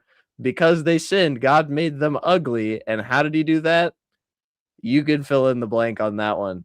And not only that, it sounds like the character of somebody playing a ridiculous preacher in a movie. Exactly. Not only that, but my favorite part comes in verse 24, where it says, they did become an idle people, full of mischief and subtlety. So Joseph Smith was calling them racist, or he was calling them lazy before, so they're lazy and ugly and mischievous. Awesome. Thank you. So yes, Yeah, it Joseph literally Smith sounds was in like fact it sounds like racist. a movie trying to like discredit and disparage like Christian preachers, doing like a mockery of a Christian preacher, Yes. like in a movie. That's what that sounds like. And the curse that he did curse upon them and cursed again, and then it was he spake it and it was. Legit, bro. I And love then the like in the first s- Did you bring Nephi, up the curse of bro. Canaan? in Huh? first Oh, or no. Nephi, whatever, first Nephi. My favorite part is that he just straight up says in chapter 6 that he said, "Yeah, I'm just not going to give you my genealogy." It's like it's not important. I don't have enough room on the golden plates. Yeah. I'm being dead serious. That's actually what he says. He Hang said, on. I don't In have enough first- room on the plates. Just trust we come from Joseph. First Nephi 6. And now I, Nephi, do not give the genealogy of my fathers in this part of my record, neither at any time shall I give it after upon these plates which I am writing. For it is given in the record which has been kept by my father, wherefore I do not write it in this work. For it sufficeth me to say that we are descendants of Joseph. And it mattereth not to me that I am particular to give a full account of the things of my father, for they cannot be written upon these plates. For I desire room that I may write of the things of God. Is he basically saying like they're asking him like, oh, hey, person who seems like they need help, where do you live so we can get you back to your family? I can't tell you because they don't tell me anything because they're afraid I'm going to tell it to strangers. My personal thought is that Joseph Smith, because there was 8 witnesses to the golden plates, and he recited it for them each time. I just don't think he could remember the lineage. Yeah. So he just the way to get around it is to be like, oh, well, he couldn't give the lineage because there just wasn't enough room on the golden plates. Right. You're muted. You're muted, by the way. Wasn't he like, my dad didn't tell me, so I don't know? Like my dad has No. the record. No, he said I wrote it in the records of my father, so Oh. I'm not gonna put it here. Conveniently, For it you is the have record, yeah. records of the father. Well, where's So- the records of your fathers? Oh, Yeah. I don't know. Ash, do God, you know how God old he didn't was? preserve that one. Do you know The how old he Essenes was didn't get whenever he their hands started on his it. religion? Well, that depends. like If you believe him or 15 or not. 16, I'm guessing. He's 14. That depends if you believe him or not. Because he claims that he was 14 when he had the vision, but he didn't actually reveal or write anything about it until he was closer to 18 years old. So, It was a child that made this religion, so you can see why it's Yep. so stupid. yeah. Yeah. Would you, man, Ash? Oh Could you- my gosh. The golden plates. You can click on Houston's. The golden plates have better data compression than zip files. Real. Also, it's I funny. don't know much about again like LDS, but I saw like brief bits of like the debate with Trent Horn, like back in the day, and he like brought like a stack of golden tablets. Like so, it'd be like about this big. Like, do you think you could fit that much on about that? Like that many words, or something like that? That's so dumb, man. I think probably the best part of Joseph Smith's life is whenever he received revelation on Doctrines and Covenants 132, in which he said, and he calls out his own wife, and he says, if any wife Mhm. objects to polygamy, you're going to get destroyed by God. That's probably my favorite one. Yeah, dude, his wife got. She not was the bad, first dude. victim of Mormonism. Yeah. Yeah, Emma had a rough go of it. So did Aisha, but man, Emma's. Me and Mary Arbor are eventually going to do a debate on which wife of the prophet had it worse, Emma or Aisha. Yeah. I mean, I don't really I- think there's an argument. I think Aisha probably definitely had it way worse than Emma did. She's going to take the position of Emma, so we'll see how that goes. You But got a I super on mine about it. yeah. At 6 years old. Blood atonement in case Jesus' blood doesn't cover your sin completely. Mormons, they tried to hide it. So, are you familiar with blood atonement, Ash? Their doctrine? So, Mm. that's Yeah, not it's called blood. accepted. It's not accepted anymore, but for a span of like 40-ish to 50 years, it was not, it was contested, but it wasn't shown like to be false by any president or prophet. They actually, it's called the first presidency is what it's called, and they're their prophets. So it's like prophet and king, but I digress. He was supposed to be president of the country. Yeah, he was supposed to be in the a president of the United prophecy. States. And then he never did. And then he also said that the Congress of the United States would be destroyed for rejecting them, and they weren't either. So he has like 20, 30 failed prophecies in Doctrines and Covenants that you can go through, which is really funny. True. That's probably where the name comes from. I would argue that Augustine is not greater than Calvin, but I don't want to get into that right now. So what happened was, where was I at? Oh yeah, Brigham Young. Brigham Young introduced what's known as the blood atonement doctrine. And essentially that states that if you commit what are known as eternal sins, you can only work toward forgiveness from that by sacrificing yourself. So it literally says in one of my favorite passages to quote about this was Brigham Young in one of his sermons said, if he talks about mixed race marriages, Brigham Young was more racist than Joseph Smith. So just to put that into perspective, but terrible person. Brigham Young had about 55 wives. And one of the things that he said was, he was like, all right, if a mixed marriage were to happen and it were to be found out,